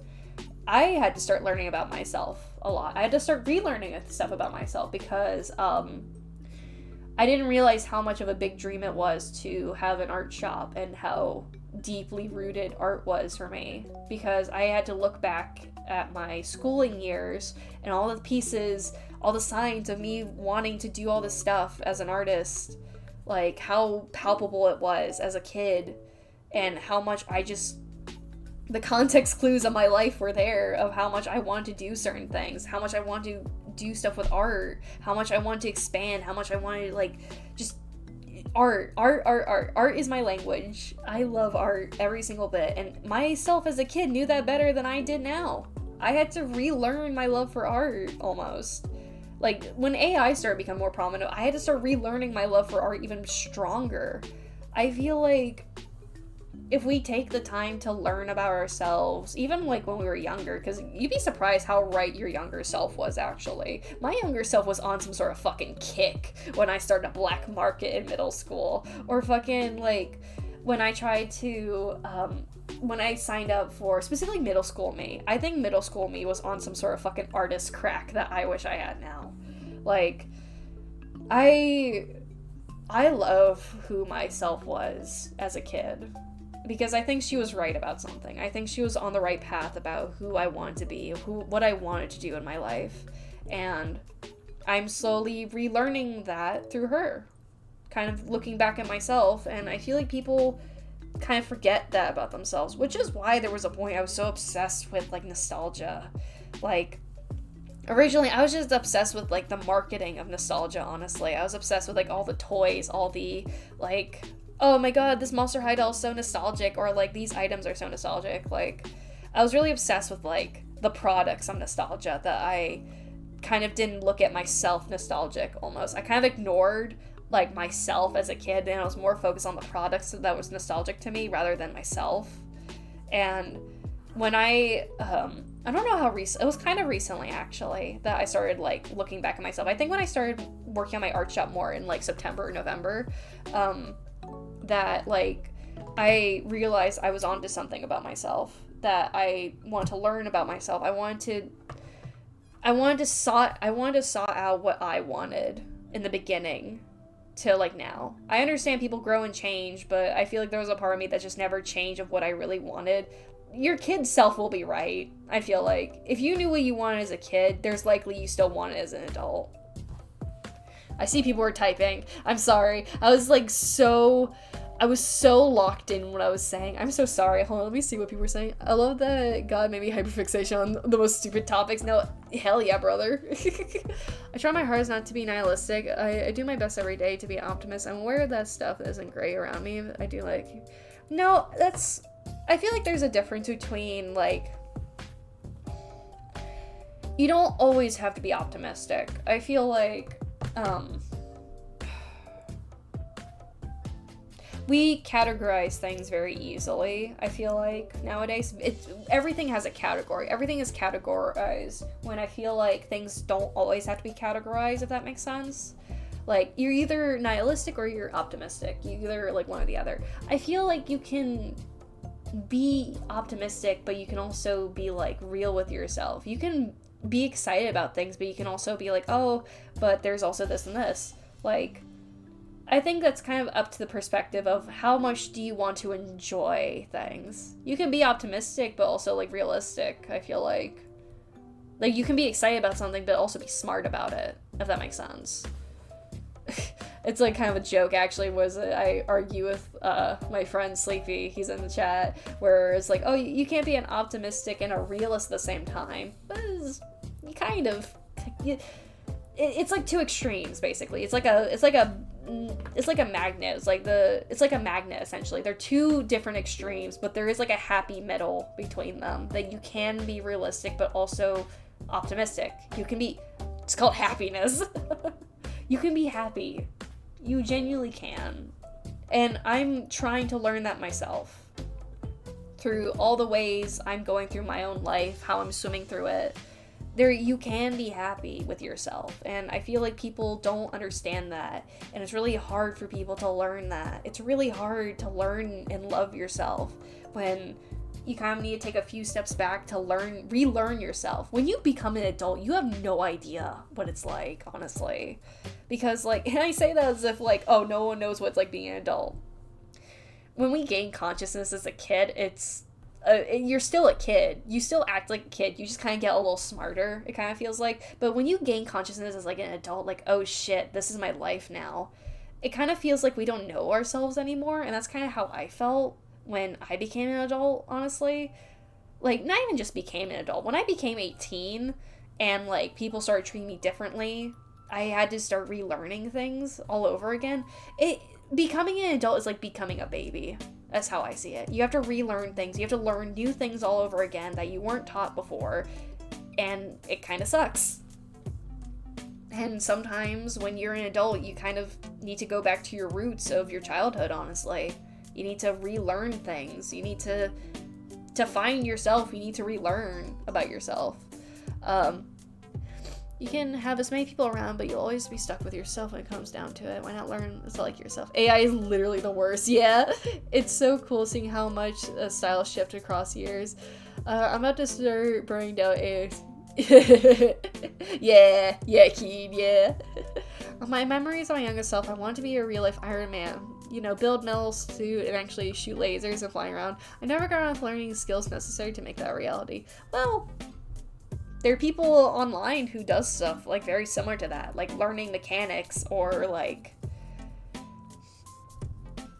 Fiction is not reality, I understand that, but there are ways, like I said in a negative way earlier, fiction has a way of becoming reality. But in some ways, fiction has a way of becoming reality in positive ways, like people learning new skills through fiction, people seeing fictional characters that become inspiring to them as children into their adulthood of what they want to be when they grow up.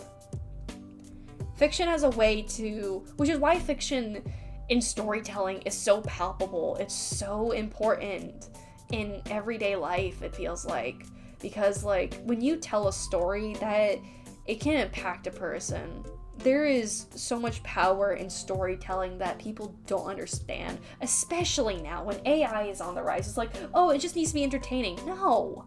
There's power in what you write, there's power in what you say, and depending on what you propose to people, depending on what you show to people, that power has a way of swaying a person, or has the power of, like, inspiring a person, which is so fascinating, because once you give that person that inspiration, that power, that becomes their determination for their life.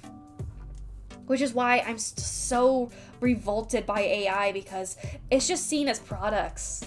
It's all just seen as marketing, as products. Art is no longer, like, seen as a power. It's seen as a cash grab, which is disgusting. It's disgusting. That's not how life is, dude. Like, when you write stories, when you create, speeches, literature, fucking anything that goes on paper that's shared upon people, there is power that can affect one person. What you say today will affect another person tomorrow. Like, there's so much power in what humans can do creatively, and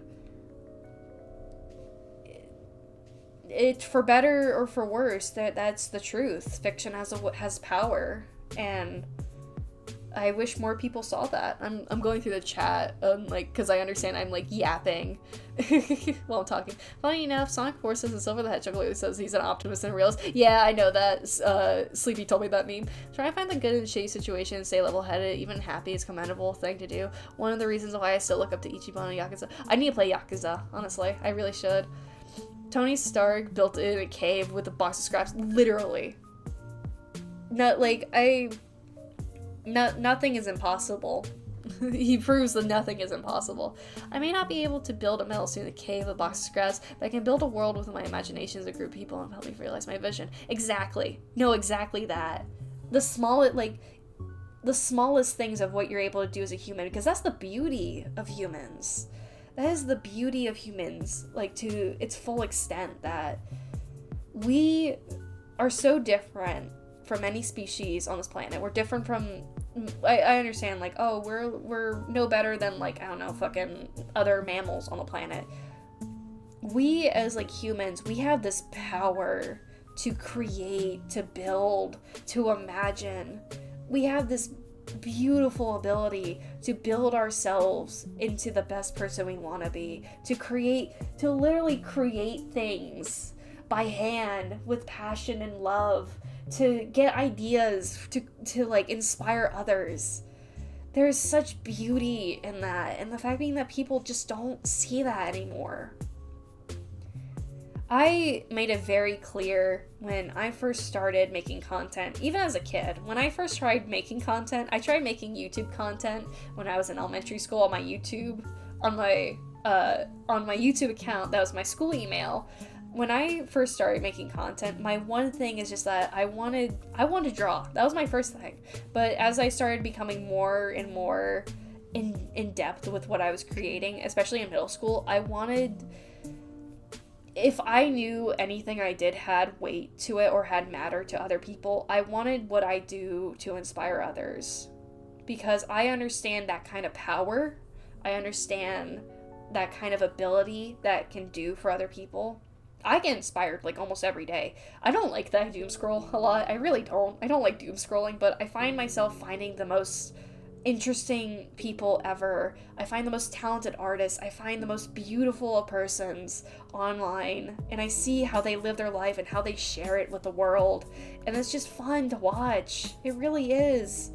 And when people share those parts about themselves, like share their love for creating, share their love for like life, for anything like that, like you really gotta like take in to see what they're seeing, honestly.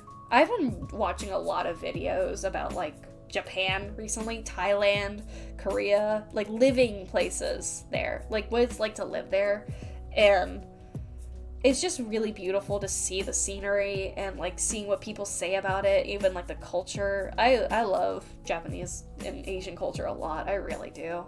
Even as a kid, I really loved Asian culture. I still do growing up.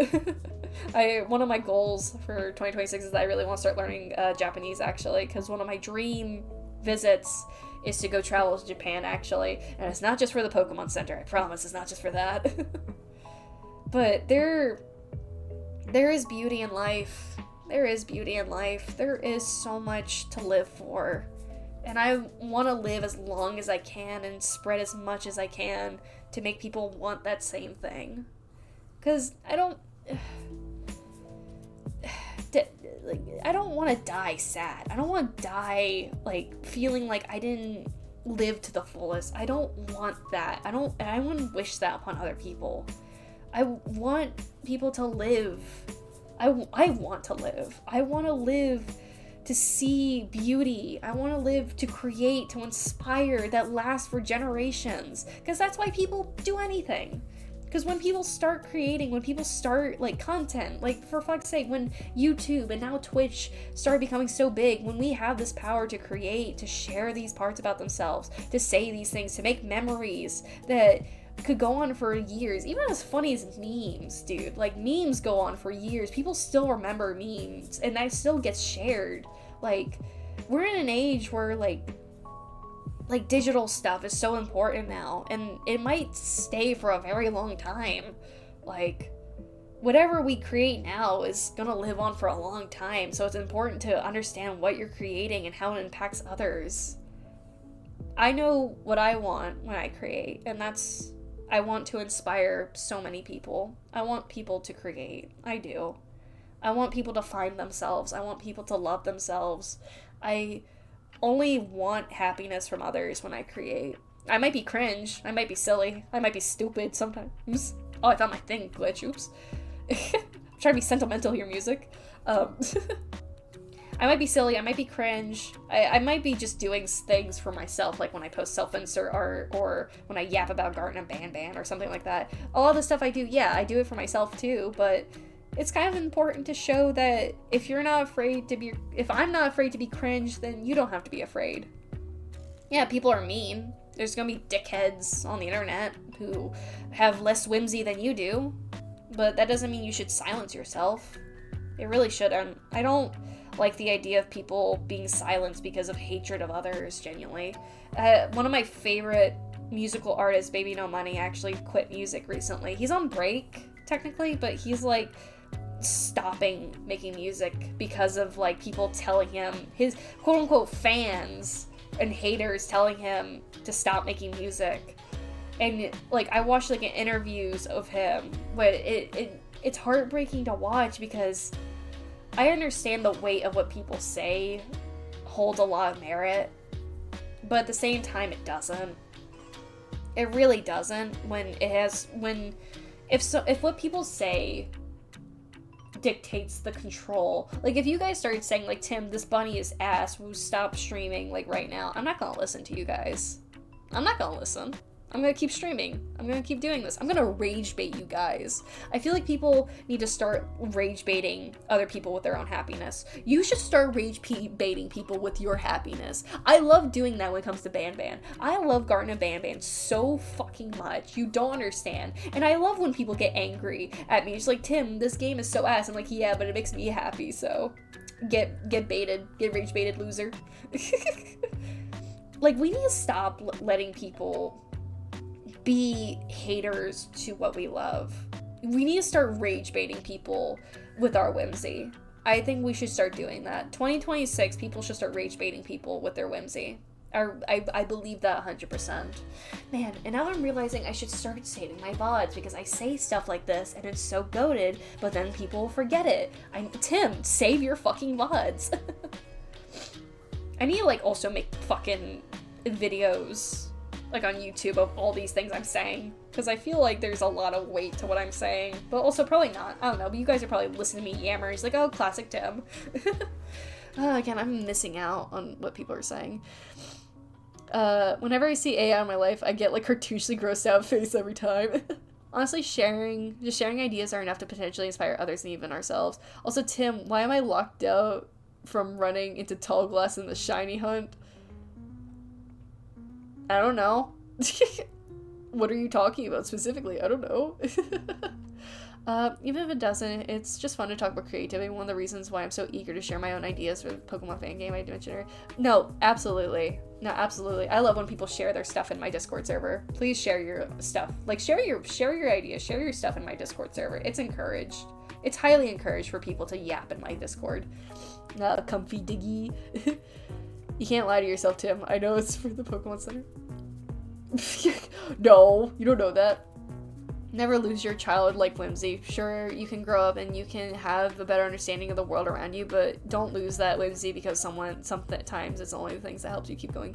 Very true, sci-fi. Can I get a true in chat for sci-fi? His last project was being a part of My Singing Monsters, and people were so mean, even though personally I thought the update was...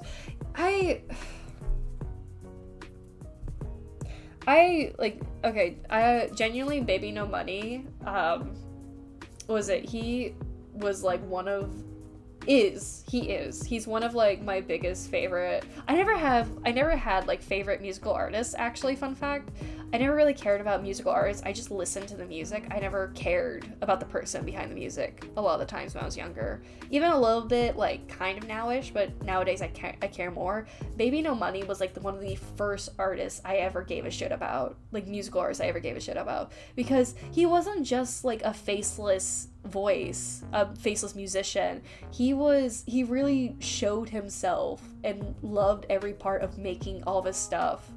And the fact being he was full endorsement of artists, and, like, the biggest support for artists was admirable, and I loved I wish I had the chance to work on something for him. I really did, but I missed my shot, sadly. It's really sad, and his music actually got me through, like, his music actually got me out of, like, my roughest patches, actually, as of this year. My favorite song from him is actually Meant to Be. I love Baby No Money's music. I love this guy as a person. He is everything I would want for more, like, creators, honestly. But because people are fucking assholes and fucking hate whimsy, they fucking kicked him off the internet, which is why I actually discovered a lot of other musical artists had the same thing. I don't remember them by name, but, like, a lot of musical artists they make one-shot wonders, and then they don't come back because people are fucking haters. Why is it so easy for people to hate? Start loving shit. Stop hating. Start loving. Genuinely. I know it sounds like soft or cuddly or whatever, but, like, genuinely. It's so easy for people to hate shit, which is why, like, the nihilistic thing bothers me. Hatred is so easy for people, but loving is so hard. I don't understand. I really don't understand. It's repulsive, almost. It's kind of like Superman Hope Core meme. I think there's one that literally says something, calm down, edgelord. It's called Hope. Oh my god, I love that Superman movie so much. Honestly, like, I love that Superman movie. It's so chef's kiss. Literally, no, but you're so right. So right. I can't find my shiny Petus. Oh wait, did you redeem for a Petus? Oh, did you? Wait, did you redeem for a Petus recently? It won't let me spend my points? Oh, is there a cooldown? Oh, that's what you're talking about. Off topic, I watched most of the stream through Cobblemon with Peachy Spot. That's awesome, Robin. I also went ahead and saved day 4 of your VODs in case you forget to back that up. Thank you, Aaron. I really appreciate that. 1-800 is my banger. He's so handsome, but he's my hero. TikTok is where I've seen a lot of the hate of Whimsy. Like, motherfuckers hate anyone that breathes. No, it's 45-minute cooldown. James Gunn. Yeah, no, I love James Gunn so much. He is a wonderful director. Like, the Superman movie, my favorite. I got into DC because of him. My favorite series of the DC series is Creature Commandos. I fucking love Creature Commandos because of James Gunn. Keen, do like a funny, like, type out, like, redeem a Petus, and I'll spin a wheel. Just for you, buddy. Yeah, I don't know why TikTok is like a plethora, is a vat of acid of hatred. Even though, like, literally the most crazy stuff is posted on TikTok. I don't understand. Make it make sense. Make it make sense. Like, TikTok will have, like, the craziest stuff I'll see, and then, like, anyone posts anything genuinely, like, creative. Not saying like people that post stuff on TikTok are not creative. That's not what I'm saying. I'm saying, like, so, like, people on TikTok will love a guy screaming at an orange, but then when an artist posts, like, an original piece, everyone starts hating on it. Like, make it make sense. Like, I don't know. Oh. Well, no. Okay, here, Keen, I'll do something for you. Hold on. I'll increase your chances for a shiny because you use bits. How about that? I did the opposite of that somehow. Hold on.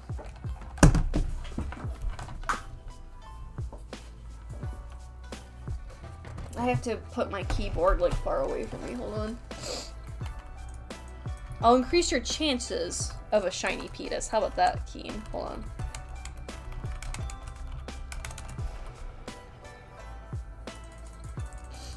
Okay.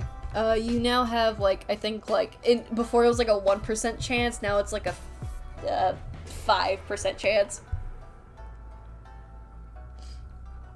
I couldn't think of a better name. Is it alright if I name it to— Yeah, absolutely, Ramen. I'd be honored to be a Pichu. I actually love Raichu. Alright, I'm gonna spin the wheel. Let's see if we get a shiny. Or a Snowman Petus. Oh, no! It just skipped over it! Oh, it skipped— I'm so sorry, Keen. I'm so sorry. It skipped over it. I even gave, like, another— I'm so sorry. Where's the Petus? Where did it go? There it is. I'm gonna put one right there. I'm sorry, Keen. I gave you an upgrade and everything. I actually like normal Raichu. I like normal Raichu a lot, actually. I love Alolan Raichu, don't get me wrong, but I grew up loving normal Raichu a lot more. Okay, tell you what. Tell you what, on the final day of Timsmas, which I plan for it to be Saturday, we will have a Snowman Petus, guarantee. 100% Snowman Petus. But you have to be there, on Saturday. Oh, that's so cute. Oh, that's so sweet, Aaron. I actually, my oldest Pokemon plushie I have is actually a Piplup plushie. My second oldest is my Mewtwo plush that I had. I had to beg my mom to buy it for me. My favorite Pokemon is Charizard. I love the pose. It's fine.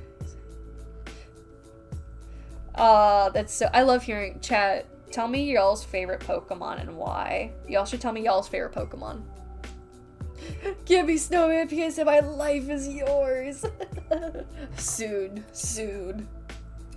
Yeah, chat, tell me your favorite Pokemon. My favorite Pokemon is Mewtwo because when I was younger, I played Soul Silver. I played Pokemon Soul Silver, and I played that game to like near completion. And after I went to Cerulean Cave, I literally fell in love with Mewtwo, first of all. I did self-insert myself with him a lot, but he just became like a really big comfort to me. Like, eventually, after I learned more about him, he just became like a huge comfort for me. Growing up as a kid, I did have a crush on him, but he was also, like, besides that, he was a huge comfort for me. I didn't feel alone when I had my Mewtwo plush with me. And I still have that Mewtwo plush to this day. Mewtwo is very much still my favorite Pokemon. Oh man, my oldest Pokemon plush is the Talking Pikachu, like the press. Oh, that's so sweet. Pillow Sway, because he's just perfect. I really like, I've never heard anyone bring up Sigilif. That's such a, I love when my, you done? Are you done? You good? Okay. Okay, it's done. I've never heard anyone say they like Sigilif before. My top 3 is Swampert, Chikorita, and Pichu. Chikorita. We love Chikorita love. We love Chikorita love in this house. We love Chikorita. Chikorita was actually my very first starter. I am once again here. It's Shield Charge a Bug. Oh boy, yeah, Espeon's been one of my favorites ever since a little kid. My whole humanoid. Aww. Oh, that's so sweet. I started loving Weavile and Volcarona. Oh, I love that. I love that a lot for you, Oddball.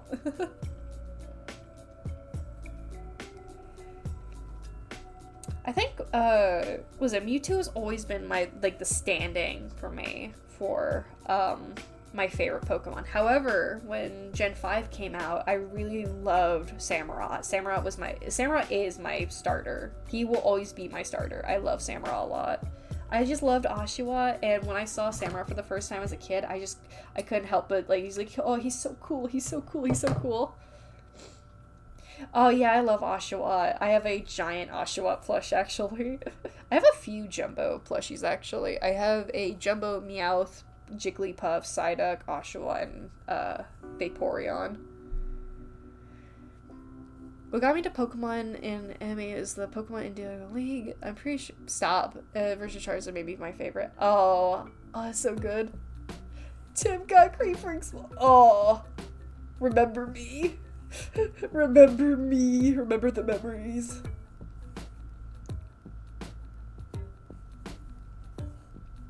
Mewtwo has always been my favorite legendary, though, especially in the anime. Those old. I actually have a VHS of the first movie, actually.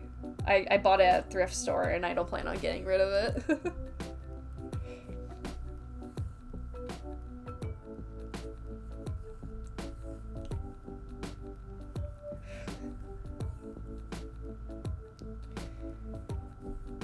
I think what I might do is I'm going to stop stitching the legs. Like, I'm gonna stop stitching when I get to here. I'll sew on the feet later, but I am going to stop stitching this. I am going to end stream after I finish stitching his leg, because 1, it's late, and 2, it's late. I'm so sorry, Tim. I can't take Mama Coco seriously after that one. I'm sorry. I'm sorry. It's late, I know. Oh, probably Absol, just not because it's a dark type, but also because it's so misunderstood. I can't relate to with the Jirachi movie. Ooh, yeah. Those are some peak picks, Glitchy. My old school one is Blastoise, who always was special because it plus Big Man, but also recent stuff, Choodle and Dreadnought, because they're goofy little guys. Oh, I love Blastoise. Honestly, I choose Squirtle out of, like, the main 3. A little late. I know, it's late, I know. I took a nap, that's why I have so much energy. I literally took a nap, so. I don't think I have the first movie, the collection, but the Heroes. I've actually only watched the first movie, actually. I've not watched the other Pokemon movies, surprisingly. I really should, though. I really should watch the other Pokemon movies.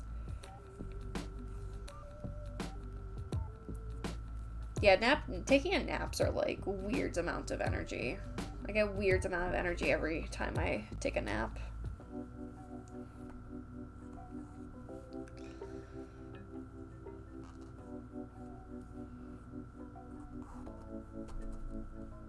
Oh.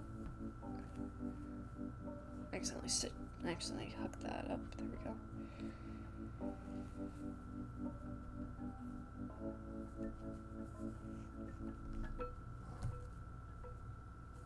I have the VHS of the Pokemon movies from the VHS. Yeah, I remember.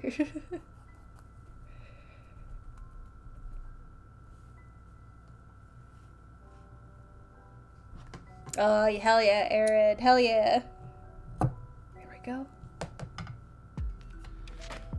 This already has a knot in it, so it's fine. Alright. That's actually a good stopping point for now. I can work on the rest either tomorrow or the next following days, because I do want to finish these bunnies eventually. But for now, that would be it for stream. Let me grab my keyboard. Where's my keyboard? Oh, there it is. Oops.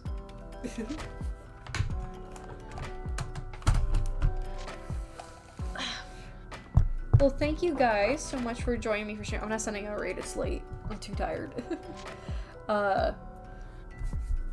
Thank you guys so much for joining me for today's stream. I really appreciate all of you for being here with me. I was thinking about hanging out, so you're a nice person to chat with. Hopefully I'll catch you later. Thank you, Sci-Fi. Great job, Diggy. Thank you, Diggy.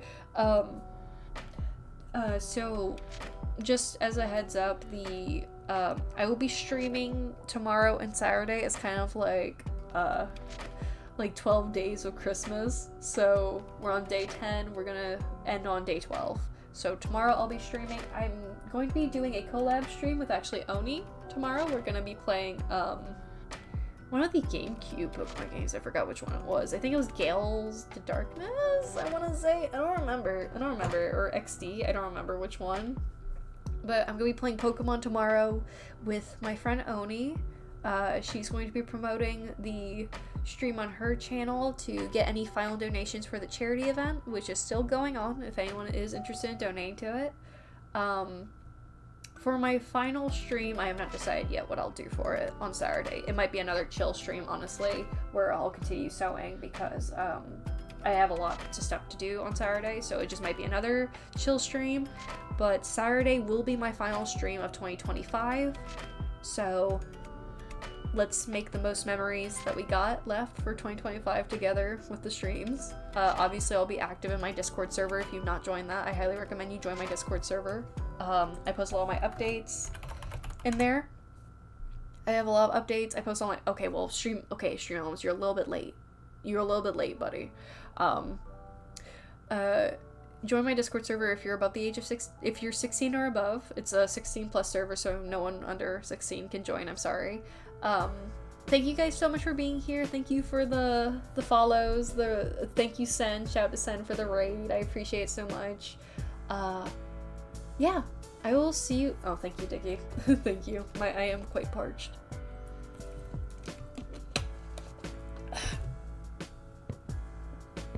I will see you guys tomorrow. Thank you guys so much for being here. I will see you guys then. Bye-bye.